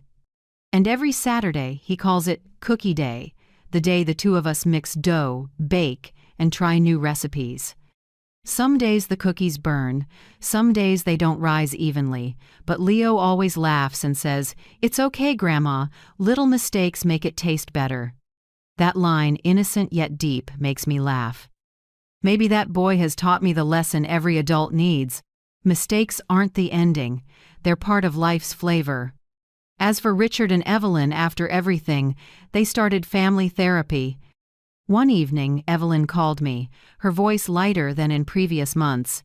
"We're learning how to love again, Eleanor, to love without being blind, without swallowing other people whole. The doctor says we spent years living in fear of losing our child, so we didn't dare see the truth." I was quiet for a few seconds, then said, "Sometimes love can't save someone, but it can save you." I heard her exhale softly, then a faint laugh. "I understand you better now." The conversation ended peacefully, no hatred, no bitterness, just two women who once stood on opposite sides, now both looking toward a child growing up. Madeline is different. By the court's order, she has to attend mandatory therapy once a week. The doctor reported she talks little, often sits in silence the whole session, answering only when asked directly. Maybe that silence isn't remorse, but the last wall she's built to hide from reality. At each supervised visit, she still tries to look composed. The visitation room is bright, with a social worker observing. Leo sits on this side, and she sits on the other. "Do you miss me?" she asks, her voice shaky. Leo looks around, then answers lightly, "Today, Grandma and I made almond cookies. I brought you one." He pushes the cookie across the table but says nothing else. She forces a smile, tries to make conversation, asks about school and friends, but Leo only talks about soccer, the neighbor's dogs, and the butternut squash soup I make. No resentment, but no bond either, just a child who has learned to keep some distance from pain. I never interfere. I don't teach my grandson to hate his mother, and I don't tell him to forgive her. I only say to Nathan, "Let everything unfold naturally. Kids know who makes them feel safe." I don't hate Madeline anymore. In truth, I never really did. Hate is when you still want that person to hurt. As for me, I only feel pity for a woman who never learned to love without owning, who never knew love isn't a battle you have to win. One evening, as Nathan sat on the porch reading, he looked up and said softly, "I feel like I just woke up from a trance, Mom. Everything is clear, but it hurts." I sat beside him, watching the blazing red sunset. Sometimes waking up is the hardest part, but also the most beautiful, son. He nodded with a small smile. I knew he had truly stepped out of the shadows, no longer a man always trying to please others, but someone willing to protect his own peace. In the days that followed, the house filled with laughter. At dinner, we sat around the table. Leo told school stories, Nathan asked questions, and I chimed in with a smile. Those simple moments, what many families see as ordinary, felt like a miracle to me. One night, while I was clearing the table, Nathan suddenly said, "You know, if anyone asks me who won in all this, I'll say no one." I looked at my son, smiled, and replied, "That's right. I didn't win either. I only beat the silence." The room turned warmly bright. Light fell across the rose. New family photo: me, Nathan, and Leo. A small family, not perfect, but real and peaceful. I looked at the two men in my life, and gratitude rose in me. After everything, I realized justice isn't only in a court ruling, it's in choosing to step through pain and keep living, to love without fear. And when night fell, I heard Leo's laughter from the bedroom, mixed with Nathan softly humming an old song. I closed my eyes, my heart full of calm. Not because the past had vanished, but because it no longer scared me. In the end, I understood. Healing doesn't mean forgetting, it means remembering without the pain. 6 months after the verdict, Portland was bright again. Early spring light streamed across the porch, touching the pots of marigolds I'd just repotted, making the little house glow with another layer of peace. Leo tore around the yard with the rescue puppy we'd just adopted. He named him Muffin because he said it sounded yummy and happy. A child's laughter mixed with crisp barks, echoing through the open doors like the sound this house had been waiting for all these years. On the kitchen table, my dark leather journal lay open to the last page. I wrote slowly, carefully, as if stitching tiny tears in memory. A birthday cake changed the fate of an entire family. I set down the pen and looked out at the porch. Not because the cake had magic, but because it forced the truth to show itself. Everything started with something that seemed small, a cake with no card, no greeting, holding a single secret under the frosting. But sometimes the most ordinary things are the starting point of a great awakening. Nathan walked in, shirt slung over his shoulder, tired but glowing. He had just finished his first term back at school, with excellent results. He said, as if letting go of a weight, "You know, Mom, for the first time in years, I feel like I can really breathe." I looked at my son, not the man once controlled by fear, but someone learning to live and choose for himself. I just answered softly, "Good, Nathan, you're becoming yourself again." Madeline kept up with mandatory therapy. I heard from Evelyn that she spoke little, but at least she wasn't denying anymore.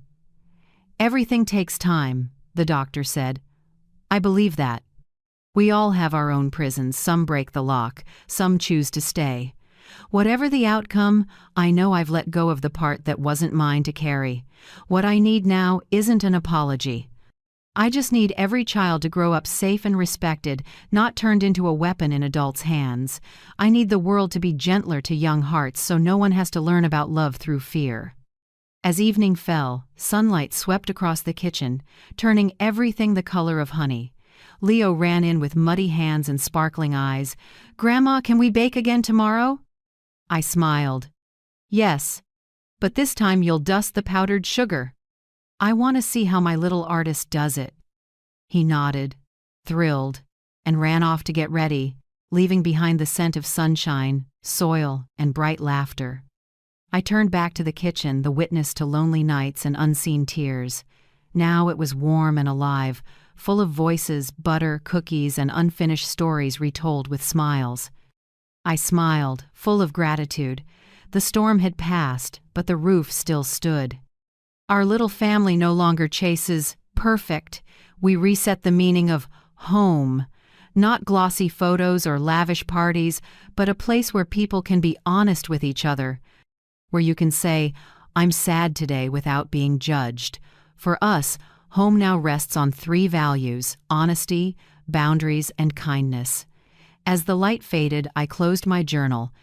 The old ink on the cover had faded, but the ease in my chest was clearer than ever. I lifted my eyes to Portland's sky, where the sun was sinking behind thin clouds, the gold melting slowly like honey. It reminded me of the days when I believed happiness had to be fought for. Now I know it comes when we stop resisting and start living true. I heard Nathan laughing with Leo in the yard, their footsteps chasing each other, the dog barking in time with the breeze. That everyday sound, so simple, was the music of our rebirth. I sat a little longer, took a sip of warm tea, then wrote one last line, a gentle close to this journey. No one truly won. We just learned how to stand up together. Then I set down the pen and spoke to myself as well as to those listening from the other side of the screen. If you stayed with me to the end of this story, I want to say a heartfelt thank you. Thank you for walking with me through the storms, through the fear, and through the moments when we learn to trust people again. I'm truly grateful you spent your time here. Where are you watching from in the world? Tell me in the comments. I want to hear your story and which moment in this journey touched you most. And if this story meant something to you, please like, subscribe, and come back for the next episodes where we keep telling the truth, keep healing, and keep growing. I smiled and closed the journal. Outside, sunset spilled over the roof, bright and gentle, like time's embrace. An old chapter closed, but the light this time stayed.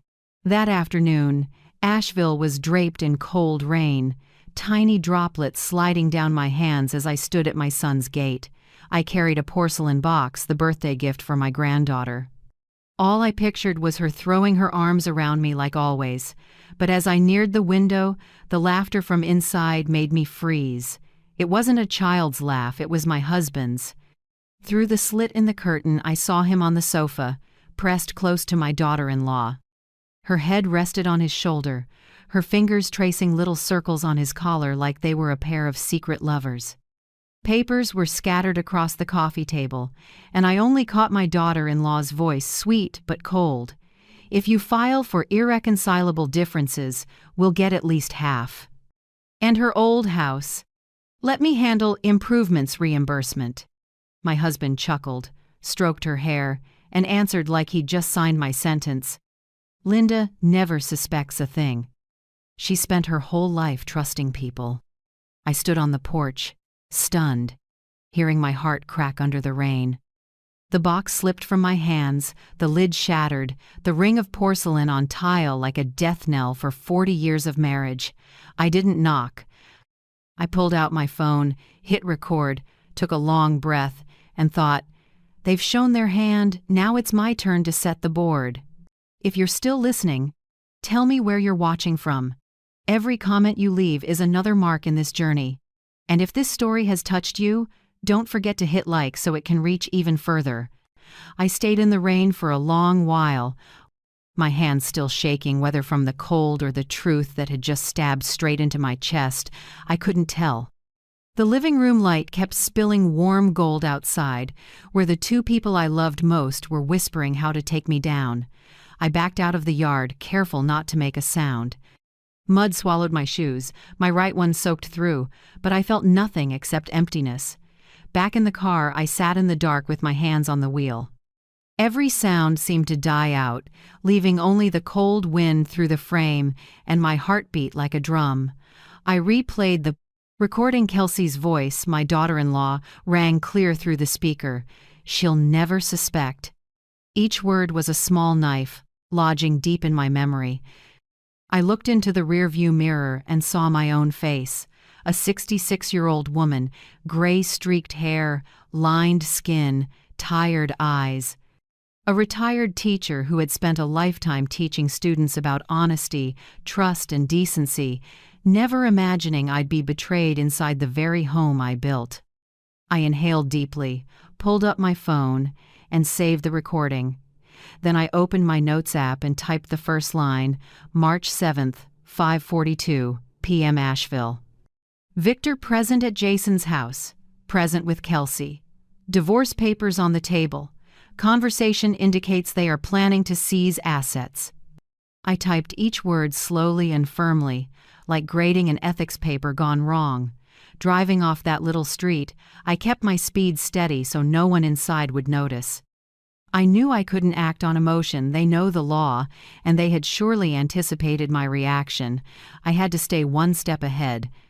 When I got home, our house at the end of the lane by the pines, where Victor and I had lived nearly 40 years, his truck was where it always was, by the garage.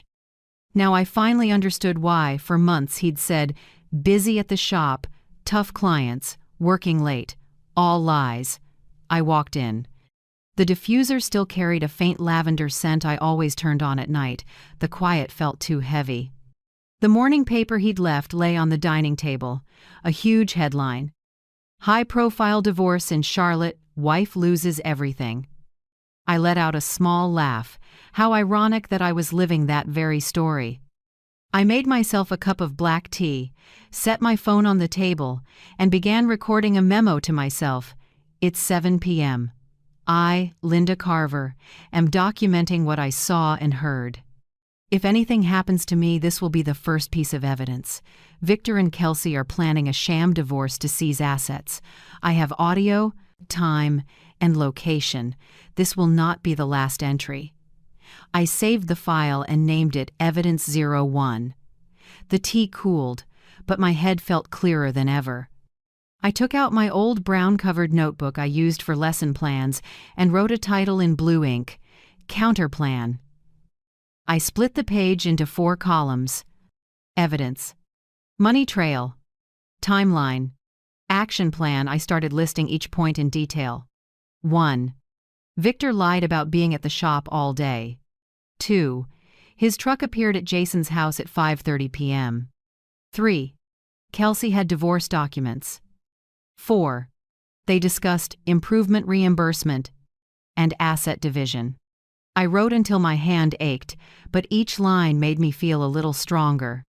On the table, an old family photo stared back, Victor beaming next to Jason on our trip to Maine, me holding Lily. I brushed my fingers against the frame. That photo used to prove love and family. Now it was just a reminder of my own naivety. I didn't cry. The tears had dried up along with my trust. I knew I couldn't let emotions lead. I had to go back to who I was on the podium, rational, steady, methodical. I opened my laptop and logged into the bank. Something was off. Lots of small withdrawals, hundreds here and there, spaced out every few days, something I'd never noticed before. I printed every statement, slipped them into a plastic sleeve, and labeled it Suspicious Finances. Then I changed passwords on every account: bank, email, insurance, even social media. I disabled location sharing, then turned on 2-factor authentication. That night when Victor came home, I pretended everything was normal. He opened the door, shook the rain off his coat, and said, "Rained all day. I was at the shop the whole time. The customer gave me a headache." I smiled and didn't answer. In my head, I logged it as a new entry. Repeated lie, 9:12 p.m., March 7th. He asked why I wasn't in bed yet. I said, "Waiting to have tea with you." I poured him tea, watched the steam rise, and wondered how many years I'd lived with a stranger I thought was my soulmate. After he went to shower, I opened my voice memos again and added, "Victor came home at 9:10. Feigned fatigue. Wouldn't look me in the eye." The at the shop story repeated. I saved the second file, Evidence 02. Before bed, I opened the notebook again and wrote the day's final line: no confrontation, no display of emotion, collect, record, calculate, counter. I set the pen down, closed the notebook, and looked out at the fogged window. The rain hadn't stopped, but inside me, something else had begun, not a storm of tears, but a plan born from pain and the mind of a woman who taught ethics and justice her whole life. The next day, I would start where I'm strongest: patience and discipline. They think I'm just a gentle old woman? They'll learn the first lesson soon. No one plays chess like a woman who spent 40 years in silence. The next morning, when Victor left, I stood at the window watching him go. Brown leather jacket, shoes polished to a shine, things he never cared about before. After 4 decades together, I knew he once used the cheapest soap and hated cologne. Yet now, the bedroom still carried a new scent. An expensive men's fragrance, a little sharp and heady, like what I've smelled at Macy's around Christmas. I went to the dresser and saw a small cologne bottle among his vitamins, the label brand new. "A gift from whom, Victor?" I whispered, but didn't wait for an answer. I noticed every small detail, the things I used to overlook because I trusted him. His shirts were now always crisply ironed, even with a crease down the sleeve, something he never did, since his shop is all grease and oil. He said he wanted to look sharper to keep up appearances with clients. I just nodded, but in my head I wrote, March 8th. Sign. Change in wardrobe habits. Reason not credible. At noon, I called the shop to confirm. The foreman, Jimmy, sounded surprised on the line. He already left early, ma'am. Said he had personal stuff to handle. Personal? I repeated, keeping my voice even. Any idea what it was? Not really. Just said he'd be back later. I thanked him, hung up, and sat still. Victor almost never used to leave mid-shift. He used to brag, "If the crew doesn't take a break, neither does the boss." That line now sounded like a joke. By afternoon, I didn't go straight home after tutoring. Instinct pushed me to swing by my son's neighborhood. Maplewood was quiet as always, maples casting shadows on the stone-paved walk. As I turned the corner, my heart stopped. Victor's gray pickup sat neatly in front of Jason's garage. I killed the engine, parked 2 houses down, and reclined the seat so no one would see me. Through the misted glass, I saw them. Kelsey stood on the porch, blonde hair spilling over her shoulders. Victor stood close enough that their breath could have mingled. She tilted her head up, said something that made him smile, the smile I hadn't seen on him when he looked at me in a long time. Then Kelsey reached up, adjusted his collar, her fingers sliding slowly across his shoulder, then down his chest, intimate. No words needed, no more proof required. I understood. I pulled out my phone, opened the camera, and snapped a few quick shots. Each one was a stab, but my hand stayed steady. I noted the time, 4:47 p.m. License plate, NC 237FK. I saved everything in a folder labeled Proof. Just as I went to start the car, the house next door opened. Jason's neighbor, Mrs. Collins, stepped out in a blue knit coat, mail in hand. She spotted me and gave a little wave. I lowered the window and tried to smile like usual. "Oh, Linda, didn't know you were dropping by today." "Yes, just bringing a little treat for Lily." She smiled, then lowered her voice like sharing a secret. "Well, Victor's here a lot. I figured you two were moving to be closer to your son." I kept my face neutral, but my hand tightened on the wheel. "Yes, maybe he's helping Jason with repairs." "That's nice, but you know, they seem very close, like a truly tight father-son pair." I only nodded, then quickly excused myself. As I drove off, her words echoed, "Victor's here often." That night when he came home, I set dinner like always, roast and mashed potatoes. He talked about busy days at the shop and grumbled about picky clients. I smiled and quietly served him another slice. Inside, I added a new line. Lie continues, 8:17 p.m. After he fell asleep, I gathered his laundry. In his coat pocket, I found a motel receipt. Green Valley Motel, Asheville downtown, dated last week. Time, from 1:20 p.m. to 5:10 p.m. I sat on the bed, hands trembling as I stared at the bold print. Room 214 paid in cash. There's no explanation that could excuse that. I tucked the receipt into an envelope, wrote the date, and hid it in the secret drawer of my desk. The papers were stacking up tiny pieces of evidence, but I knew each fragment would soon form the full picture. 2 days later, after Victor left, I pulled up our bank statements again. A pattern jumped out. Small withdrawals, only about $100 to $200 at the same ATM, less than a mile from Jason's house. Over the past 2 months, more than 10 such transactions. I printed the statements and marked each line in red pen. Every time I looked at the numbers, anger rose, not about the money, but the contempt.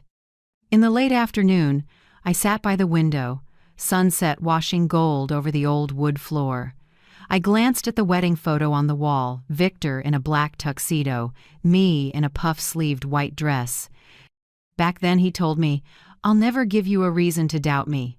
I smiled faintly, a smile drained of feeling. I opened my phone and pulled up the photo folder. Porch snapshots, the motel receipt, statements, everything carefully filed. I named the folder Silent Storm. Each night I opened it and dropped in another piece, like a craftswoman patiently stitching each thread into the great fabric of truth. I knew I couldn't unload this pain on anyone else, not yet. Jason couldn't know. My son was buried in work and blind faith in the woman he loved, and I certainly couldn't let Kelsey realize I was awake now. She's a lawyer, sharp and calculating. One mistake, and I'd lose my chance to strike back.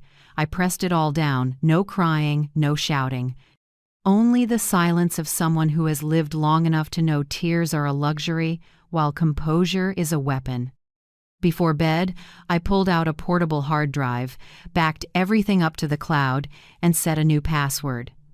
I also sent a copy of the folder to a backup email only I knew. Each small step felt like building a fortress around myself. Finally, I sat at my desk and wrote the 3 people I could trust. First, Daniel Whitaker, the lawyer who helped a friend get a fair divorce even though her husband was a big businessman. Second, Martha Hale, the accountant friend from my teaching days, practical and discreet. And last, Joan Reed, my former principal, who once told me something I never forgot. Sometimes, silence is the biggest lesson of all. I wrote their names down and gently closed the notebook. Outside, rain began again, whispering like someone reading out the errors of the past. I shut my eyes, listened to the rain blend with the tick of the clock, and knew that from now on, each passing day would be a new stitch cinching up the net of truth, and I, the woman they thought was old and naive, was quietly pulling the first threads. 3 days later, after Victor left for work, I grabbed my bag and slipped in every receipt, photo, and my notebook. I dressed plainly like always, but I knew, today, I wasn't the gentle, silent wife anymore. I was an investigator investigating my own marriage. Blue Ridge Community Bank sits downtown, where Victor and I opened a joint account more than 20 years ago. The teller I knew, Megan, greeted me with a polite smile. "Good morning, Mrs. Carver. How can I help you today?" I smiled back and set my ID on the counter.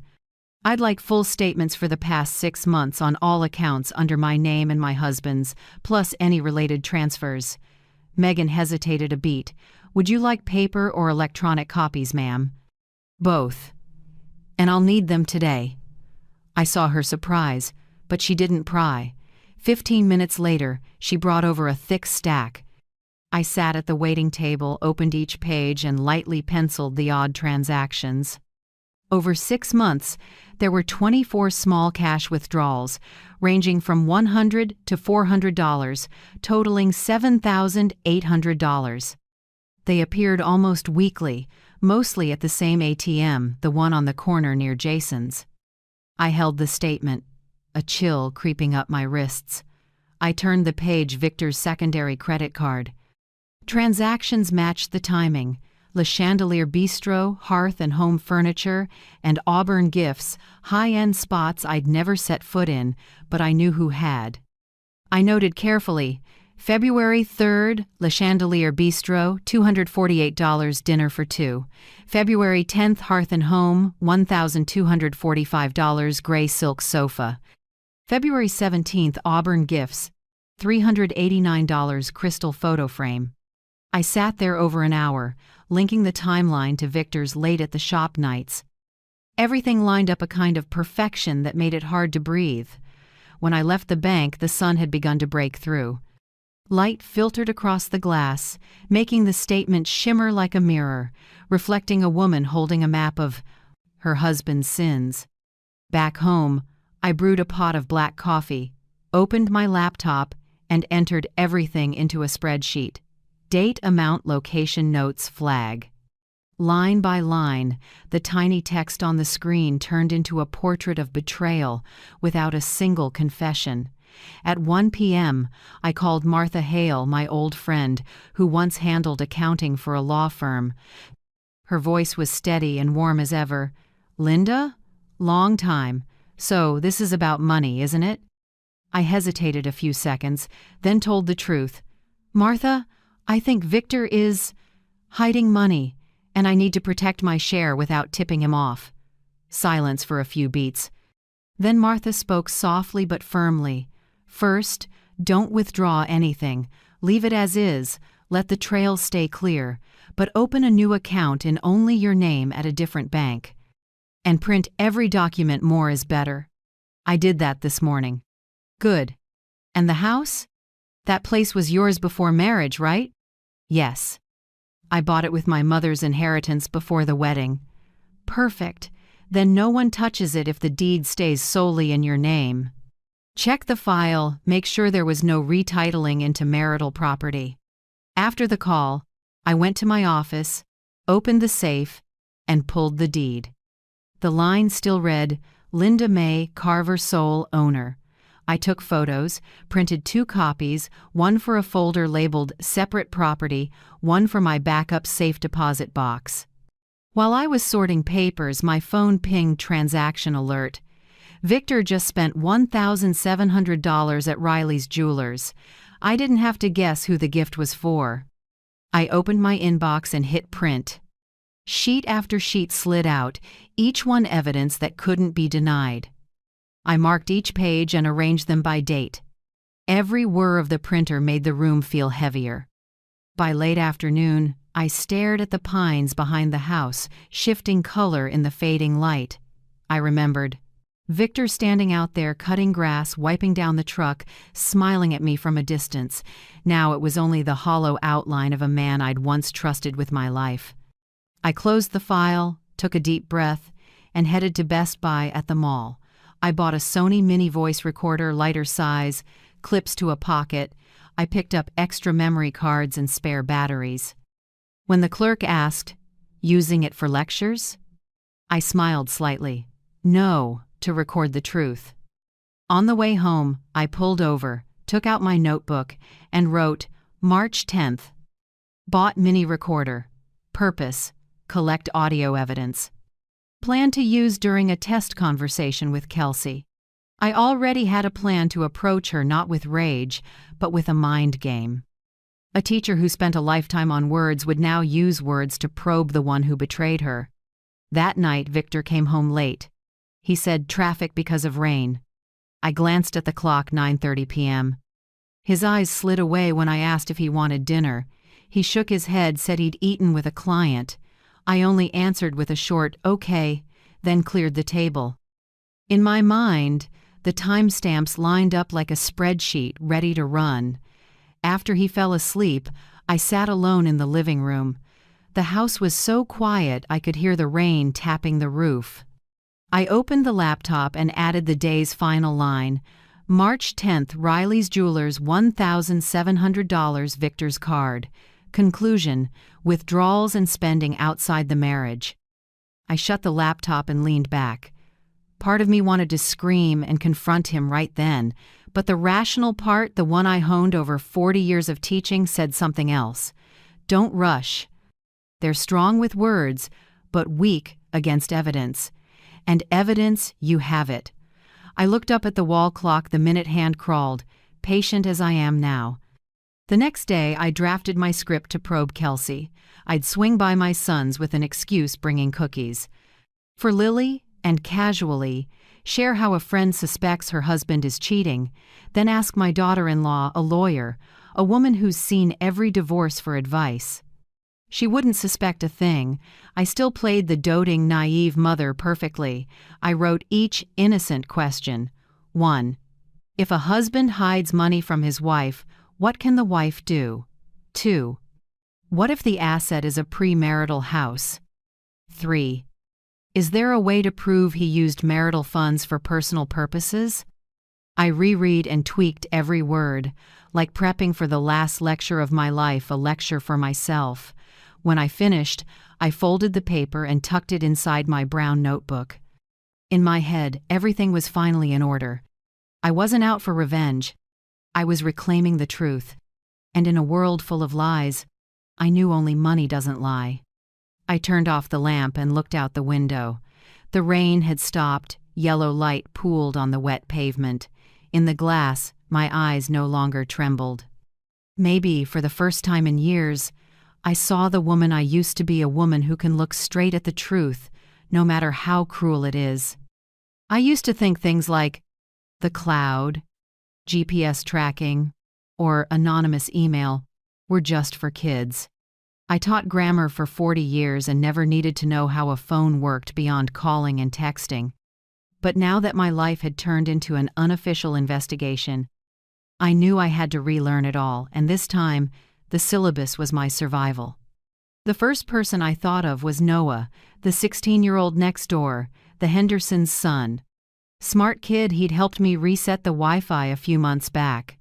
I waited until afternoon, saw him washing the car in the driveway, and called over. "Noah, do you have a minute? I need help with some tech stuff." He looked up, wiped his hands on his jeans, and grinned. "Of course, Miss Linda. I know you're the most dedicated student on the block." We sat on my porch. I laid out my phone, laptop, and the new mini recorder on the table. I want to learn how to record discreetly, store data safely in the cloud, and track a specific item like Find My iPhone, but for keys. Noah's eyes widened, amused. "Are you doing a project?"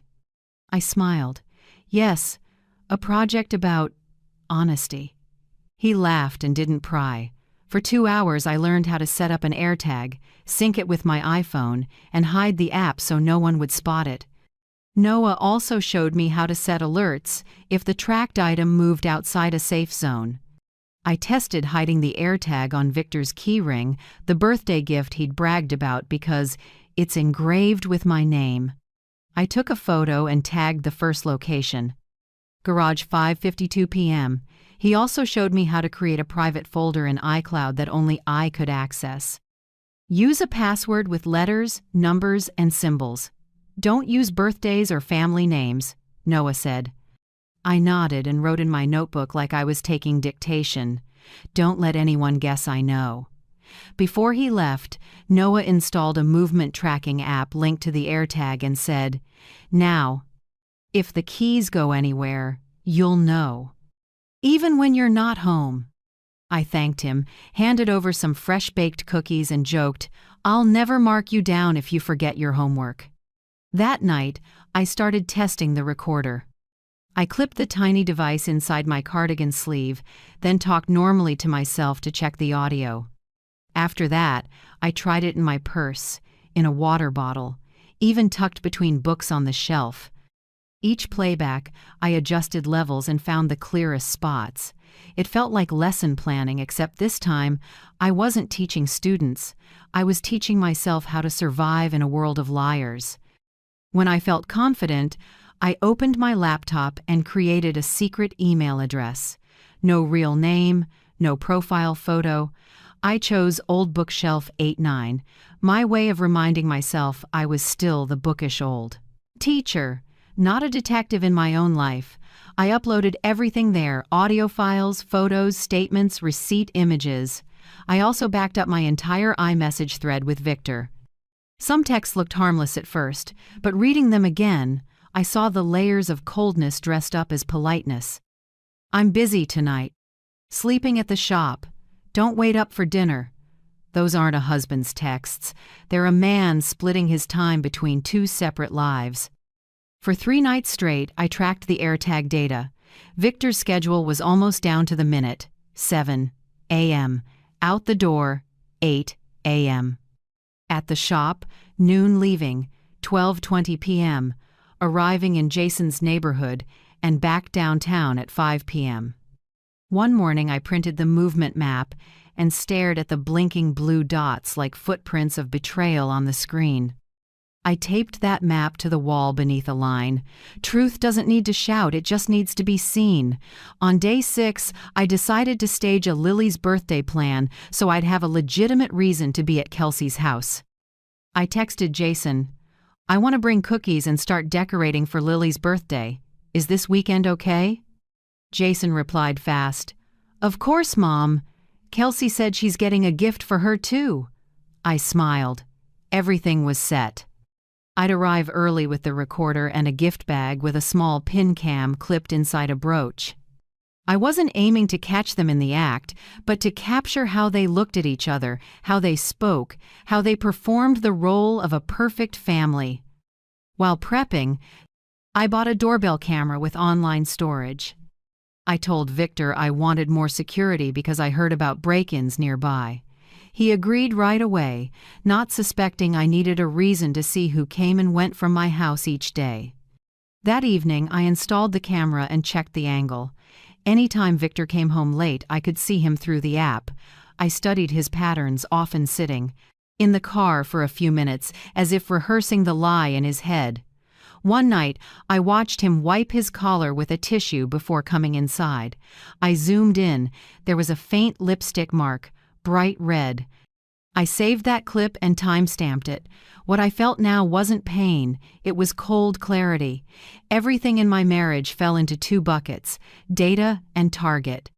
If I let feelings in, I'd lose. If I stayed logical, I could force them to face their own consequences. Once I had enough, I drafted my first summary. Each line short and precise, like a case brief, 24 small cash withdrawals totaling $7,800. Restaurant, furniture, and jewelry receipts matching Victor's absences. AirTag pings matching Jason's address 4 days a week. Motel receipt and images of intimate interactions with Kelsey. Using the anonymous email, I sent the files to attorney Daniel Whitaker, Martha's contact I'd never met, only told he was principled and does not tolerate crooked lawyers. I wrote the subject, Case, Marital Asset Fraud Request Confidential Assessment. In the body, I kept it brief. I am a wife suspected of being deceived and having assets diverted. This is the initial data set. Please confirm receipt and protect my identity. When I hit send, my heart thumped once, then settled. No one knew what I'd just done. Victor was still asleep on the sofa with the news on. I looked at him, the man I once loved, now just a figure in my counterplan. I closed the laptop, turned off the lights, and stepped onto the porch. Asheville's night was quiet wind through the pines, warm lamplight on wet brick. In the dark, I didn't feel like a betrayed wife anymore. I felt like an older student who just passed her first exam in the digital age. I'd learned that technology isn't only for the young. It's the new language of truth, and once a teacher learns that language, no liar can outsmart her. Saturday morning, Asheville was clear as glass. I slipped a box of chocolate chip cookies into a tote and checked the mini recorder hidden under the napkin lining. The tiny red light blinked. Everything was ready. I looked in the mirror, fixed my hair, and smiled, not the smile of a victor, but of someone who has learned to hide her feelings. I got to Jason's right at noon. Kelsey opened the door, still pretty, makeup light but polished. She hesitated a beat when she saw me, then gave a polite smile. "Oh, you're early." Jason just ran out to grab a few things for lunch. "That's fine. I just brought some cookies for Lily. She loves these." I walked in, keeping my manner easy. The house still smelled like vanilla candles, soft music playing from the speakers. I noticed it right away. The living room sofa wasn't the old one. It was a gray velvet set, identical to the furniture receipt I'd seen on the statement. I brushed the edge and smiled. "Beautiful sofa. New?" Yeah, a designer friend gave me a discount," she answered a little too quickly. I sat, set the cookie box on the table, and began, "I've noticed Victor's been different lately." Kelsey tilted her head, her face shifting to practiced concern. "Different how?" "Home late more often. Says he's at the shop all evening, but he smells like cologne and his shirts are crisply ironed. Do you think it's normal for a 61-year-old man to change like that?" She gave a small, sympathetic smile. "Maybe he just wants to refresh himself. Men get scared of aging sometimes, so they pay more attention to how they look." I looked straight at her, calm. "Maybe, but if a friend of mine suspects her husband is cheating and the other person is a relative by marriage, what would a lawyer advise her to do?" Kelsey froze briefly, picked up her phone, Fingers flying, probably a text. She replied in a more professional tone. Well, first she needs evidence, you know that. Then prep for asset division. If there's a house, land, or joint accounts, she should lock it all down. And if the husband tries to move money, the wife can ask the court to freeze assets. I nodded, attentive. What about a separate house? Say a premarital property. She arched a brow, clearly interested in the legal angle. Technically, separate property isn't split, but if there were upgrades, renovations, improvements during the marriage, and joint contributions can be proven, the other side can still claim reimbursement. Depends on how good the lawyer is. She sounded so confident, I could almost hear the arrogance. I feigned confusion. Wow, complicated. So if the husband has a strong lawyer, the wife could lose a lot? Kelsey smirked slightly. Not necessarily. What matters is who prepares first. If you plan it well, the person who understands the law won't lose anything. That line hit the quiet room like a pebble thrown onto a still lake. I felt every word, won't lose anything. It wasn't advice, it was the manifesto of someone practicing it. I still remember that moment, her confident smile, me just listening, steady as a lake. Not because I was weak, but because I already knew. Wind can blow words away, but it can't blow away evidence. What do you think about that moment? Is silence the strongest form of payback? Tell me in the comments, I truly want to know what you'd choose. I chuckled lightly, easy as small talk. Sounds like you've handled a lot of these cases, huh? She laughed softly, shrugged. Oh, it's the job. At my firm, divorces over assets happen all the time. I glanced down at the phone in my purse. The recording light was still on. Everything was being captured, every word. Right then, Lily burst out of her room, pigtails bouncing, clutching a plastic doll.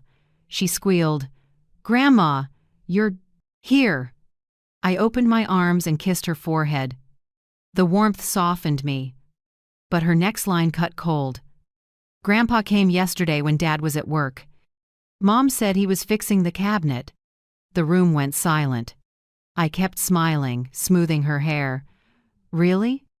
Grandpa's very handy. Kelsey hurried up to gather cups, flustered. She's just chatting, Mom. Victor only stopped by to say hello. I looked at her, expression unchanged. Kids remember well. Sometimes better and more honestly than adults. The air grew heavy. I stood and glanced at my watch. I should get dinner started. I'll catch Jason another time. Kelsey nodded, voice stiff. Okay. Drive safe. I bent to kiss Lily again, keeping my voice warm. Keep Grandma's secret, okay? I'll bring cake next time. She giggled, oblivious to the storm gathering around her. Out at the car, my hands trembled slightly. I shut the door and took a long breath. My heart pounded, but I knew I couldn't let emotion win. I saved the recording. Length, 42 minutes. Clear audio. I played a few clips. Kelsey's steady professional tone, punctuated by her soft laugh. If joint improvements can be proven, the other side can claim a share. What matters is who prepares first.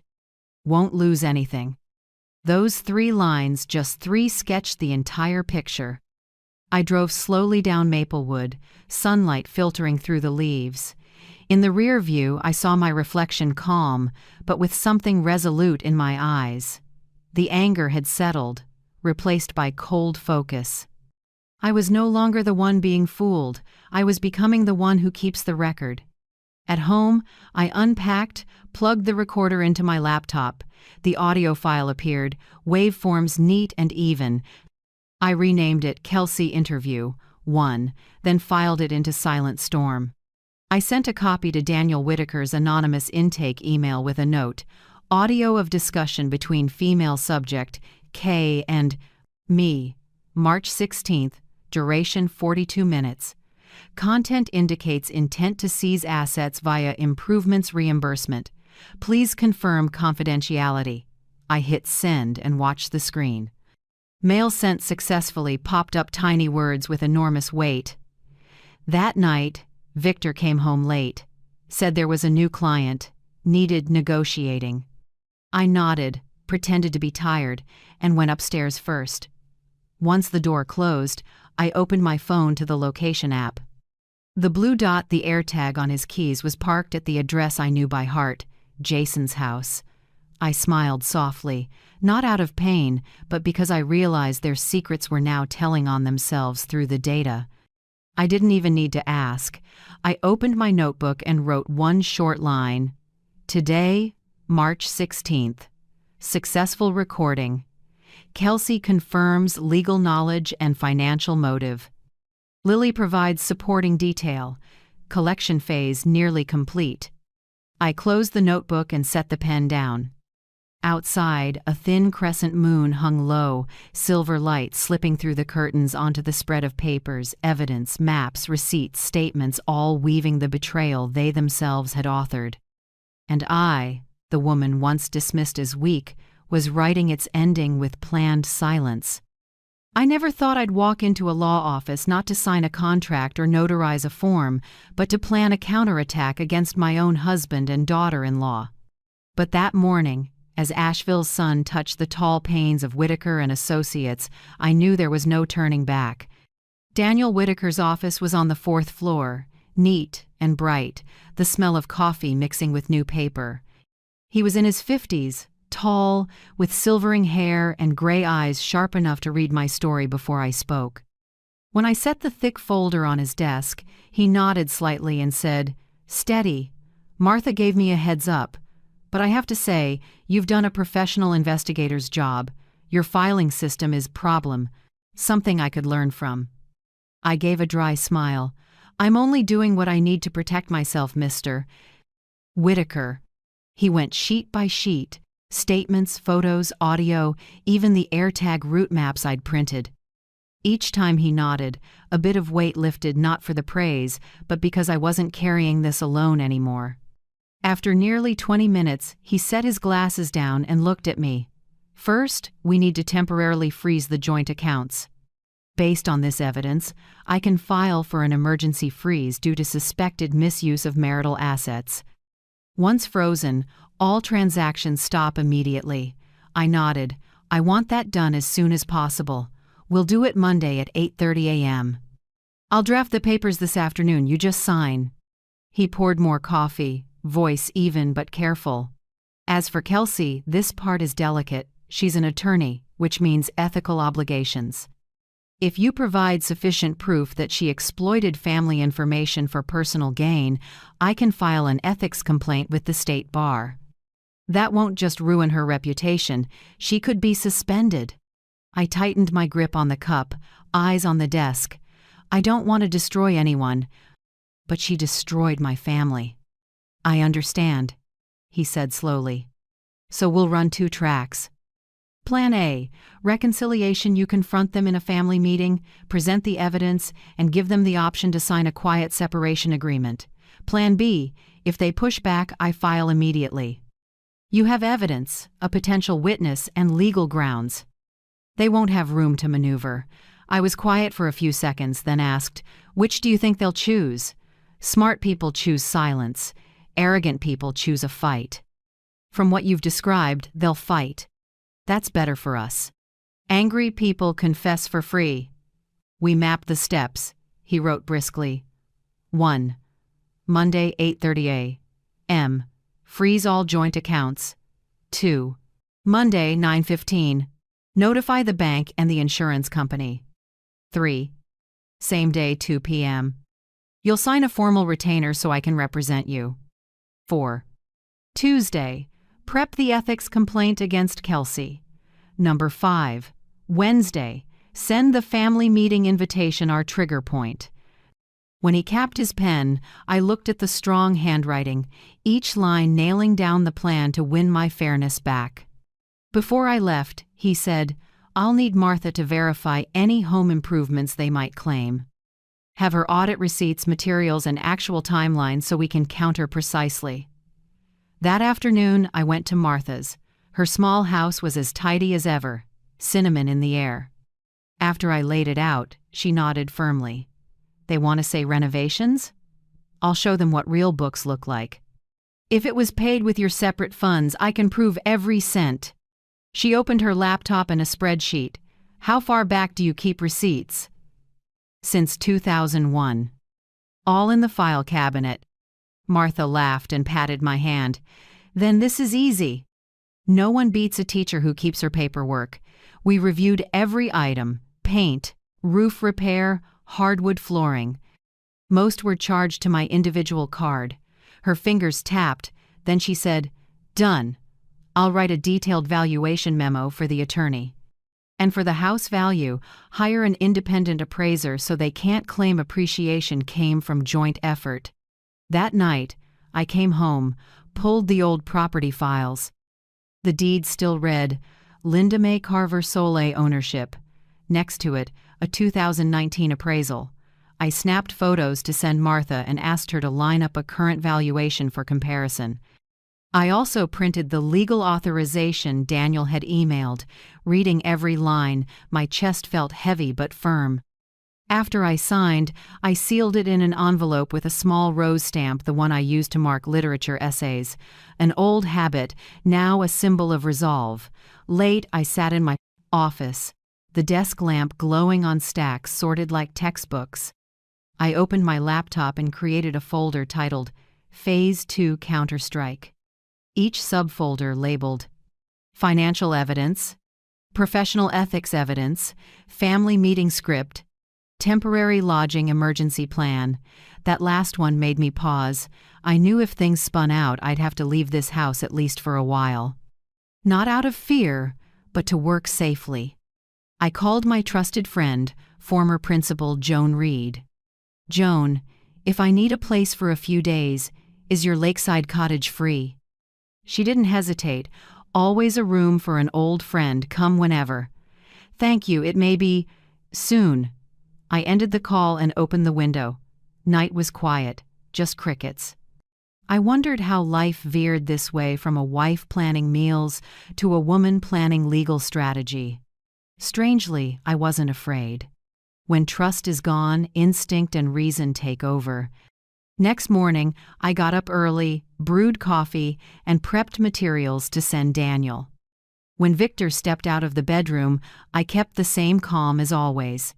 He asked, "You're up early?" "Couldn't sleep. I want to reorganize the file cabinet and get the tax binder ready." He nodded, not the least bit suspicious. I watched him head for the door, the key ring with the AirTag glinting in the sun. The blue dot on my phone's map would start moving again, leading me to places he never imagined were being tracked. I smiled not bitterly, just the smile of someone who knows she's holding the upper hand.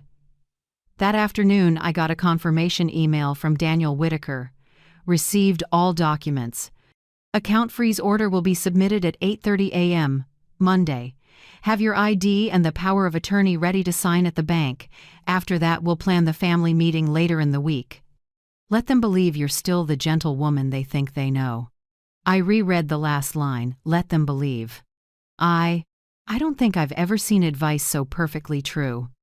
That evening, I baked an apple pie, Victor's favorite. When he came home, I served it like nothing was wrong. He said, "This is great. You always know how to spoil me."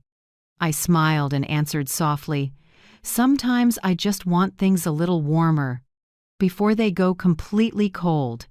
He laughed, not understanding, and I looked down at the rich, fragrant slice of pie, thinking, in 2 days, you'll know what it feels like to lose everything. The night before Monday, I organized the files one last time and tucked them into a leather bag. On the sticky note outside, I wrote briefly, Monday, 8:30 a. Freeze. Wednesday, family meeting. No trembling. No forgiveness. I turned off the light and sat in the dark for a long moment. Moonlight slipped through the curtains and fell across my hand, the hand that had cooked meals, written lesson plans, wiped my son's tears. Now it was about to sign the paper that would change our family's course forever. But maybe justice doesn't always come from a courtroom. Sometimes it comes from a woman who stands up quietly at the right time, Monday morning, 7:45. I sat in the kitchen with a cup of coffee, looking out at the garden still covered in dew. Everything was quiet, except the clock ticking like a countdown. Next to me, my phone showed a new email from Blue Ridge Community Bank. Confirmation of temporary legal hold on accounts. I read that line over and over, feeling like I'd just laid the first brick of a protective wall. Right at 8:30, per Daniel Whitaker's plan, all joint accounts for Victor and me were completely frozen. Every transaction, credit card, auto transfer, everything stopped at once. I pictured Victor at a gas station, swiping his card like usual, and the machine saying, "Transaction declined." He'd probably think it was a glitch. But in a few hours, he'd learn the error wasn't in the machine, it was in his choices. 9:55. My phone buzzed. Victor's name lit the screen. I answered slowly. "Linda? Can you check what's going on? My card won't run. The ATM's failing too. Even the auxiliary business account is locked." I kept my voice even. "Really? I'll call the bank and ask. They're probably doing maintenance, but it's weird my other joint account is down too. Can you call them for me?" "Sure, I'll check, don't worry." His voice shook a bit, though he tried to sound calm. I heard typing and a car door slam. He was probably trying to pull cash somewhere. When the call ended, I checked the time exactly 10 a.m. Step 1. Perfect. At 11 a.m., the phone rang again. This time it was Kelsey. "Hi, Mom," Victor said. "There's an issue with the accounts. I have a friend in the banking system who can take a quick look. If you give me the account numbers, I can call them to speed things up." Her tone was soft, but every word felt like a probe. I let a pause sit, then answered slowly, "Oh, that's kind. But I think it's just a technical mix-up. I'll call the bank, no need to trouble you.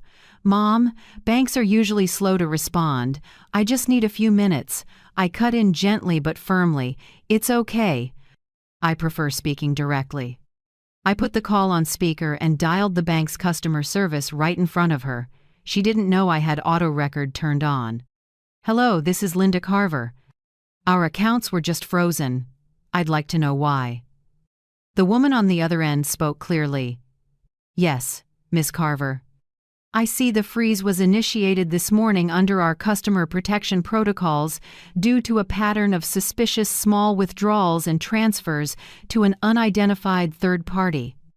The hold will remain until verification." I pressed my lips together to hide a smile and asked as if I were truly surprised, "Oh, thank you. Is there any way to lift it?" "No, ma'am. This requires both account holders to appear with identification and the presence of legal counsel. We will contact attorney Daniel Whitaker's office listed on file." Beside me, Kelsey went rigid. I watched the color drain from her face. I turned to her, voice light as small talk. "Did you hear that, dear? They said it has to go through my attorney. Good thing he's already reviewing these transactions for me." She forced a laugh. "Ah, I see. Must be a misunderstanding. I'll have Victor call back later." "Sure. But one more thing." I looked her straight in the eye, still mild. "When dealing with a bank, transparency is best. Their systems track closely. Even the tiniest things leave a trace." She swallowed hard, gripping her phone. She was trying to hold it together, but her eyes were pure panic. I poured more tea and slid a cup toward her. "This afternoon I'd like you and Jason and Victor to come over for tea just to talk as a family. It's been a while." "This afternoon?" "Yes. There are a few things I want to discuss before it all goes too far." She nodded, struggling to smile. "Okay, I'll let Jason know." "Thanks. I'll send a formal invitation with Daniel present as well." "To keep it proper." I saw her gaze darken for a second. The woman who thought she controlled the board was now in my house, hands shaking around a teacup. I didn't need to shout or threaten. One phrase, "my attorney," was enough to tell Kelsey the board had tipped. After she left, I called Daniel Whitaker and recapped everything. He gave a low chuckle, steady as if he'd predicted it. "Told you they'd call immediately. They can't stand losing control. Now just wait. I'll send a formal meeting invite for 4 p.m., co-signed by me." Perfect. I want it to feel like a simple chat, but when they arrive, they'll realize it's a hearing. I heard his soft laugh. "You have a strategist's instinct, Linda." "No. I'm just a wife who trusted too much." At noon, Victor came home. His face was dark, sweat beading on his forehead. "Did you call the bank?" "I've been shut down all morning. Our accountant says the accounts are closed." I feigned confusion and poured him a glass of water. I did. They said there were suspicious transactions. "Maybe someone's been using the accounts improperly." "Improperly?" He frowned. "What's that supposed to mean?" "Small, repeated withdrawals, then transfers to a third party. They said they'll go over it with my attorney. We should know more tomorrow." He stared at me, shocked and a little afraid. For the first time in months, he couldn't hide. The confident posture, the calm tone gone.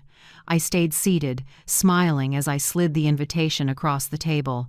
"This afternoon, I've invited you, Jason, and Kelsey over for tea. We need to talk."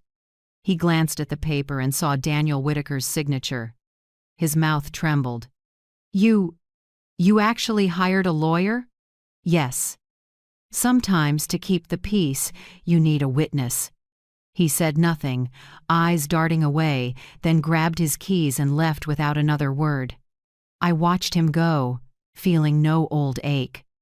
When the door closed, I exhaled and carefully folded the second invitation for Kelsey and Jason and slipped it into an envelope. I emailed a copy to Daniel. Subject line, "Carver family, meeting at 4 p.m. Today, attorney present."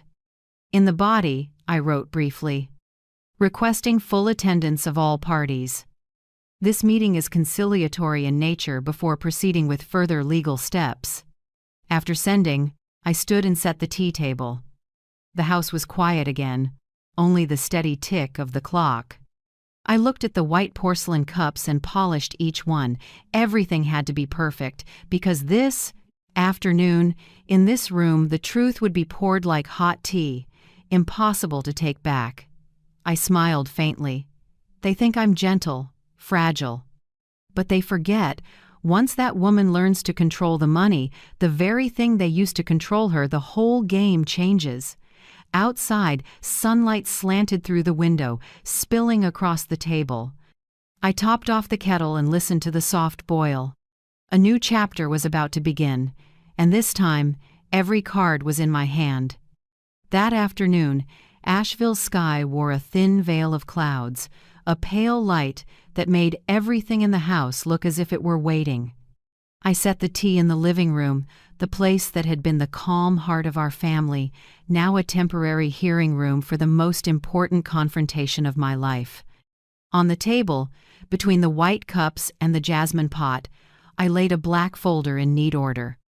Inside was everything I'd gathered over 3 weeks: the money tracker, motel receipt, furniture invoices, photos, recordings, location data. Each sheet was a sharp, cold slice of truth. At 4 p.m., sharp, a car stopped out front. I looked out. Victor with Jason and Kelsey. All three stepped out, their faces tight. I opened the door, voice easy. "Come in, the tea's just ready." No one answered. Jason tried a strained smile. Kelsey stared at her phone like it could shield her. Victor paused when he saw the formal invite with the law office logo on the table. I seated them, poured tea, then said calmly, "Before we start, I want you to know this conversation is being recorded legally. It's to prevent misunderstandings. No one leaves until we're done." Victor looked up, color draining. "Linda, what is this?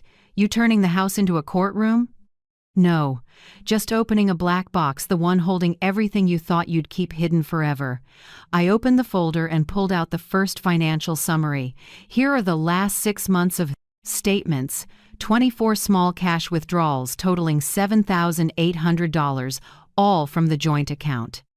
Can you explain why each withdrawal lines up with restaurant and furniture receipts and the address of Hearth and Home? Victor said nothing. Jason looked at his father. Kelsey shifted, fists tight around her phone. I went on, steady and clear. And here's the Green Valley Motel receipt, room 214, cash payment. March 8th. That day you told me power outage at the shop, had to stay and watch the machines. I checked the AirTag on your keys. It sat at that exact location for over 4 hours. Victor lifted his head, lips pressed, eyes avoiding mine. You were tracking me? No, I learned to protect myself. And this? I slid another printout as a photo of the red lipstick on your shirt collar. The shade matches Crimson Rose, the one Kelsey uses. I noticed it on her vanity that same day. The room froze. Jason's voice cracked. Mom, what are you saying? I looked at my son, softer for a moment. I didn't want to, sweetheart. But silence is complicity. And I can't be complicit in wrong. I turned to Kelsey, opened my laptop, and played the recording. Her voice filled the still air. If joint improvements can be proven, the other side can claim a share. What matters is who prepares first. Won't lose anything. Kelsey went pale, lips trembling. You recorded me, Mom? I was just speaking in theory. Really? That's odd, because right after that, a motel booking email from Kelsey, lawfirm@gmail, matches the exact time the AirTag shows Victor on site. I have the screenshots, and the IP address matches Jason's home Wi-Fi. Jason shot to his feet, hands shaking. Kelsey? She grabbed his hand. Jason, let me explain. I cut in, still calm. No need. I also have confirmation from Mrs. Collins, the neighbor. Across the street. She saw Victor at your house at least 3 times a week while you were at work. She even snapped the license plate, thinking a stranger kept showing up. Victor stared at his lap, fingers knotted. Jason sagged back into his chair. I knew this would wreck him, but truth waits for no one. I slid over Martha's valuation. These are the home improvement costs you plan to use for reimbursement. Every item paid from my separate account, with my signature on deliveries. This house is entirely separate property. No one has a right to even a percent. Kelsey bit her lip, eyes wet, but I saw no remorse, only fear. I pushed the final set of papers to Victor, a separation ultimatum. Victor, I've already signed. You keep the shop and the truck, they're your labor and contribution. But this house, my mother's house, where I've lived all my life, you won't touch it. If you sign today, I won't pursue criminal charges for financial abuse or interference with ownership. If not, my attorney files in the morning. He opened his mouth, and I lifted my chin, voice cooler. And before you say anything untrue, remember this is being recorded legally. I've filed notice of recording with counsel. No one leaves until we're done. The air thickened. I could hear the clock ticking like the house's heartbeat. I looked straight at Kelsey, voice low but firm. As for you, I've filed an ethics complaint with the North Carolina Bar for using your legal knowledge for personal gain within the family. They'll investigate. Maybe it's a suspension, maybe disbarment. That depends on what you choose today. Her mouth fell open, lips quivering, hands laced as if to hide them. Jason stared at his wife, eyes full of hurt and disappointment. I stood and gave a small signal. The door opened and Daniel Whitaker walked in, jacket crisp, file case in hand. He glanced around, nodded to each of them, and sat beside me. His voice was low and steady. I represent Mrs. Linda Carver. This meeting is formally noted in the civil record as a witnessed family conciliation. Objective: reach a voluntary separation and confirm asset allocation. From this moment, all statements carry legal weight. If anyone leaves, it's considered a forfeit of response. Victor sat rigid. Kelsey hung her head, tears starting. Jason watched me, torn in two. I knew he was breaking, but at least he would see with his own eyes, not through someone else's sweet lies. Daniel reviewed the record I'd assembled. I didn't interrupt. I just watched my hands around the warm teacup, lighter than I'd felt in years. After 40 years of blind trust, for the first time, truth was on my side. When he finished, he said clearly, "Mrs. Carver offers 2 options: sign the separation today or the case proceeds to county court. All parties are advised to limit statements to avoid aggravating factors."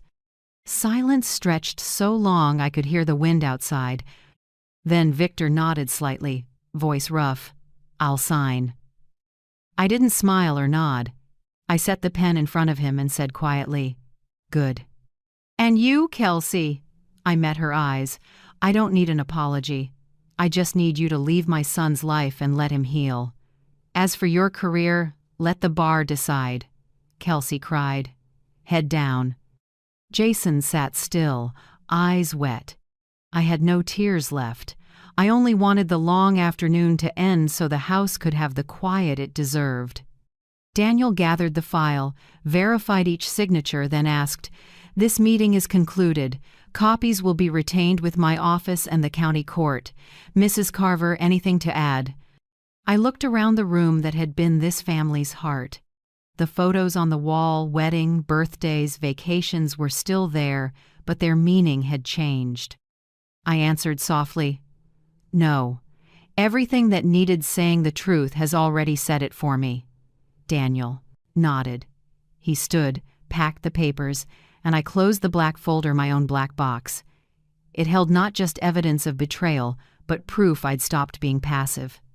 When the door shut behind them, the house fell silent, with only a trace of jasmine tea in the air.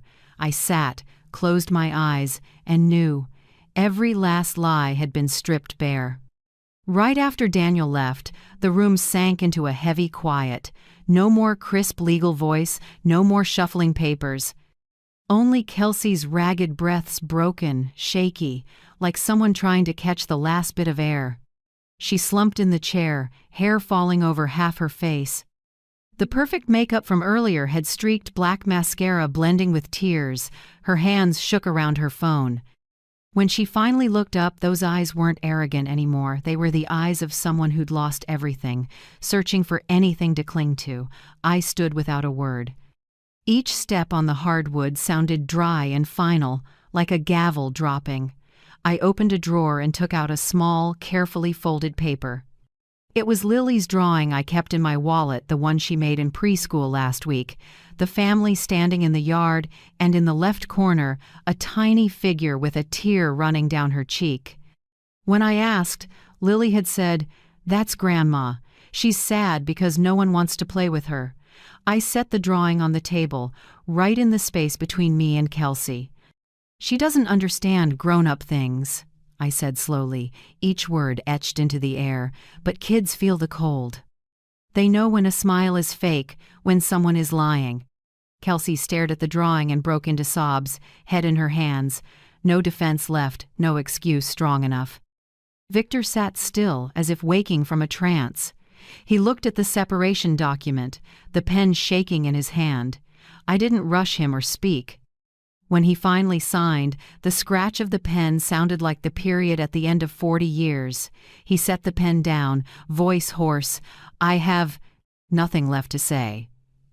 "Right," I answered softly, "because everything you ever said lives in the evidence you left behind." I poured more tea, but no one touched it. I turned to Kelsey. "I won't stop you from seeing Lily. But from now on, every visit goes through Jason and family counsel. I'm limiting contact with my granddaughter until there's a new court order." "You're not allowed to be alone with her." Kelsey nodded through tears, voice cracking. "Mom, I'm sorry. I didn't know it would end like this." I cut her off, my eyes cold as glass. "You knew. You just didn't think you'd get caught." Jason sat still between us, hands clamped over his head. My son's face was pale, eyes red from tears and shock.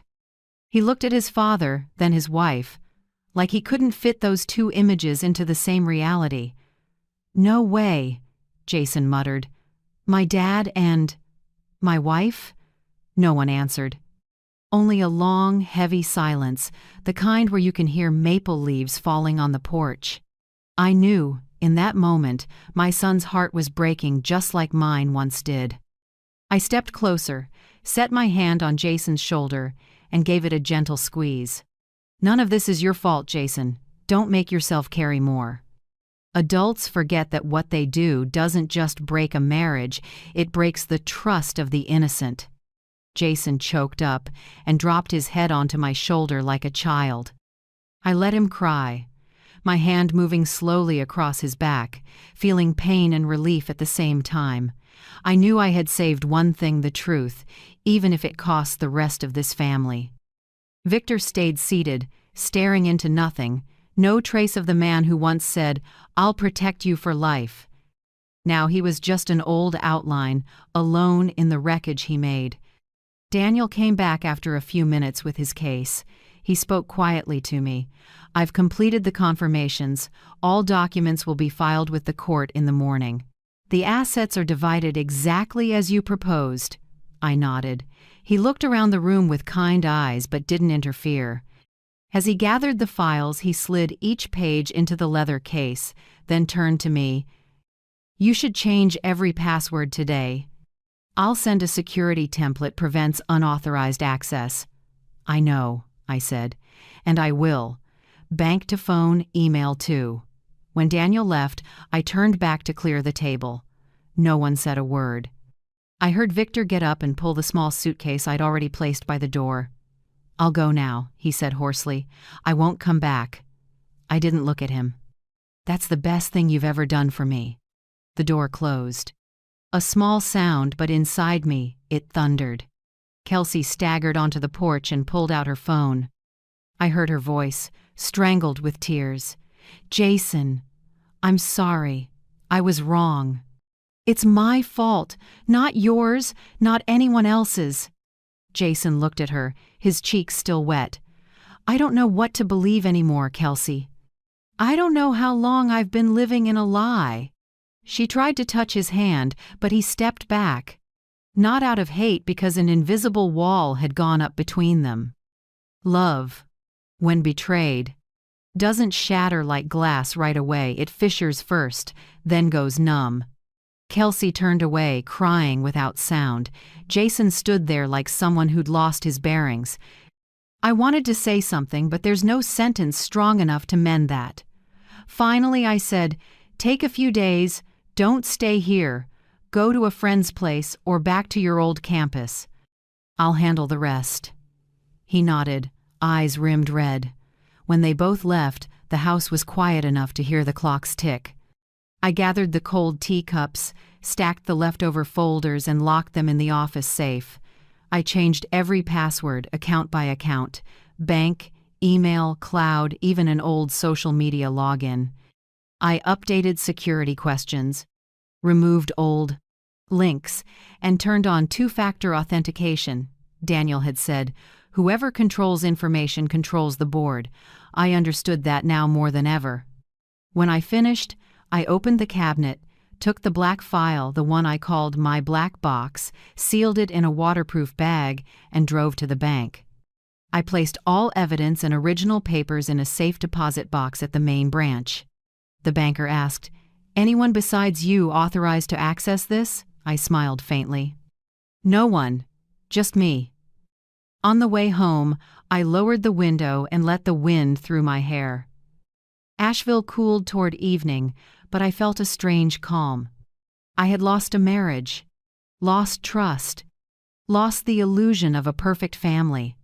In return, I'd gained freedom, the thing I didn't know I was missing. When I parked at the gate, I looked up at the house, now empty. The last light of day came through the frame, catching tiny dust motes in the air. Maybe tomorrow I'd clean everything, repaint the walls, set a few new pots of flowers. The masks had fallen, the truth was bare, but it was also the first light after years of dark. I shut the car door and gripped my keys. Inside, the house waited for me, quiet, clean, and for the first time, entirely mine. In the days after, my home was quiet again, but not the suffocating kind. It was order and calm, like after a storm when the wind has passed and the ground still smells of rain. I stood in the living room with morning light coming through the windows, dust drifting in the air, dust I hadn't noticed for years because I was too busy, trusting. On the far wall hung our wedding photo, me in white, Victor in a black tux, two young people smiling with the naivete of forever love. I took it down. The dark wood frame left a lighter rectangle, a scar of memory. I wrapped the photo carefully, put it in a box, and sealed it. Not out of hate, but to make room for new light. I repainted the room a warm cream that let the house breathe. With each stroke, I wiped away old layers, not just paint, but silence, hurt, and lies that had clung to these walls. I changed the curtains, reset the desk, arranged the shelves, and hung up the landscape Lily drew for me. Grandma and me in the garden. It was simple, but when I looked at it, I felt a joy I'd forgotten. I decided to turn the house into a literature classroom. Every morning, I held a small class for older neighbors, people who'd left school for life and children. We read Shakespeare, Dickinson, Frost, and sometimes wartime love letters. They told me they came not just to learn, but to remember how to keep living. Maybe I was learning that too. One April afternoon, Jason came back. He'd lost weight, but his eyes were lighter. He stood at the door, a suitcase in hand. "I'm coming home for a while, Mom. Lily needs a quiet place." I only nodded and opened my arms. We hugged for a long time. I didn't say welcome home because it had never stopped being his home. With Jason back, the house had laughter again. After therapy sessions Daniel helped arrange, Lily started sleeping through the night, fewer bad dreams. She sang and drew again, only now her pictures didn't have Grandma crying in the corner. We gardened together. Each morning Lily and I planted another row of white daisies. Jason fixed the fence and repainted the gate. In his eyes I saw a light I hadn't seen for a long time, the light of someone learning to forgive himself. I also saw a therapist, as Daniel suggested. Dr. Marion, silver hair and a steady voice, told me, "Linda, forgiveness doesn't mean accepting what they did. Forgiveness means you let yourself move on without carrying them in every step." I wrote that in my notebook. At night I'd reread it and add, "I didn't seek justice for revenge. I sought it so I could rest." When the legal work was done, I set up a trust for Lily. The house, savings, and small investments would slash and did all be hers when she was grown. I didn't leave anything to anyone else, not out of spite, but to end the loop of grabbing and dependence. Lily deserved a future that starts with trust, not suspicion. As for Kelsey, I had no contact. Daniel told me the disciplinary process was underway. The ethics committee had opened a review, my recordings included. Maybe she'd be suspended, maybe worse. I didn't feel happy or sad. Everyone learns their own lesson, the one they choose. Victor still ran the little shop outside town. None of us reached out. I wasn't angry anymore, but I didn't need to forgive either. We all have our roads, and mine was clear, now straight, with no one else's shadow. Summer came, and the neighborhood buzzed again. Neighbors brought apple pie, strawberry jam, and handwritten cards. "We admire you, Linda. Thank you for showing us courage has no age." I lined the cards on a shelf, each one a small piece of returned faith. At night, after Lily fell asleep, I sat by the window and wrote a journal called Lessons from the Marriage Class. I didn't write about betrayal. I wrote about what survives loss, self-respect, clarity, and the strength to stand up. I wrote, "Love is a long class. Some graduate with honors, some walk out empty-handed. But if we listen closely, even wounds can teach us something." I sent a draft to the local paper, and they ran it in the Life After 60 section. People called and wrote to say my story helped them leave bad relationships. I wasn't a hero, just someone who finished her own lesson. Then, one late fall afternoon, Lily turned 6. We made a chocolate cake and lit 6 small candles. As she closed her eyes to wish, Jason and I shared a look without words. The 3 of us blew out the candles together. The little flames died, and the white smoke curled up like an old spirit finally released. Lily cheered. "Grandma, Mom says when you blow out candles you have to make a secret wish." I smiled. "So what did you wish for?" "That you'll always be here, so I can tell you stories every night." I pulled her close, her hair smelling like sunshine. On the porch, white daisies trembled in the wind. Inside me, not the scar of betrayal anymore, but a new foundation built from old bricks. I said softly, a closing line to all those long months. "Grandma will always be here, Lily. Some women, when their house collapses, don't leave, they rebuild it, stronger, brighter, and full of love." That was the day I knew I'd walked the whole painful road and stepped into a new one where freedom, trust, and peace were the fair rewards for someone who rose in the ruins. November in Asheville, the season turned. Trees along Montford Avenue switched colors, red like coals after summer's fire. I stood at the classroom window and watched Lily play in the yard with neighborhood kids. She laughed, circling the white daisies we planted in spring. No one would guess this house had once been a battlefield of lies. That morning, pouring a second cup of tea, the phone rang. Unknown number, familiar tone. "Mrs. Linda Carver? I'm the assistant with the North Carolina State Bar Disciplinary Committee. We're calling with the result of the investigation into Miss Kelsey Moore." I held my breath. "Yes, I'm listening. After reviewing the file, recordings, and evidence you provided, the council has decided on a 5-year suspension and requires restitution of legal costs and a civil damages payment to you, per court order." I didn't cheer or glow. I set the cup down and let the steam drift like a long sigh. Some wins need no applause, only the return of calm. A week later, Daniel stopped by with a thick file. The county court's approval of the property agreement between Victor and me. The house, savings, and Lily's trust all in my name. He set the pen down and said evenly, "You can rest now. It's officially closed. No one can touch these assets." I nodded quietly. He understood I didn't need more words. The court also issued a restraining order against Victor 300 feet from my house, no expiration. When Jason heard, he said only one thing: "This should have happened sooner, Mom." I saw some of the weight lift from his eyes. He was learning to stand without bitterness. Once the paperwork had seals, Jason filed for divorce from Kelsey. I knew it wasn't easy. Logic says yes. The heart splits again. But this time, my son walked straight, no longer led by blind love. I went with Jason to the first hearing. Family court wasn't crowded, just the scratch of pens and the smell of new paper. When the judge asked, Jason spoke with steady restraint. "I'm seeking custody of Lily, Your Honor. She deserves to grow up in a healthy environment." The judge scanned the file and nodded. Evidence of Kelsey's ethical violations made everything clear.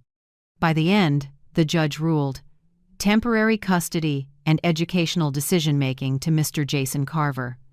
Mother's visitation with supervision, up to twice a month. I couldn't hold back tears, but this time they were relief. I hugged my son outside and whispered, "You did it, Jason." "It's going to be okay," he answered, voice shaking. "I still have a place to come home to because of you, Mom." News moved quietly through the neighborhood. No gossip, just understanding.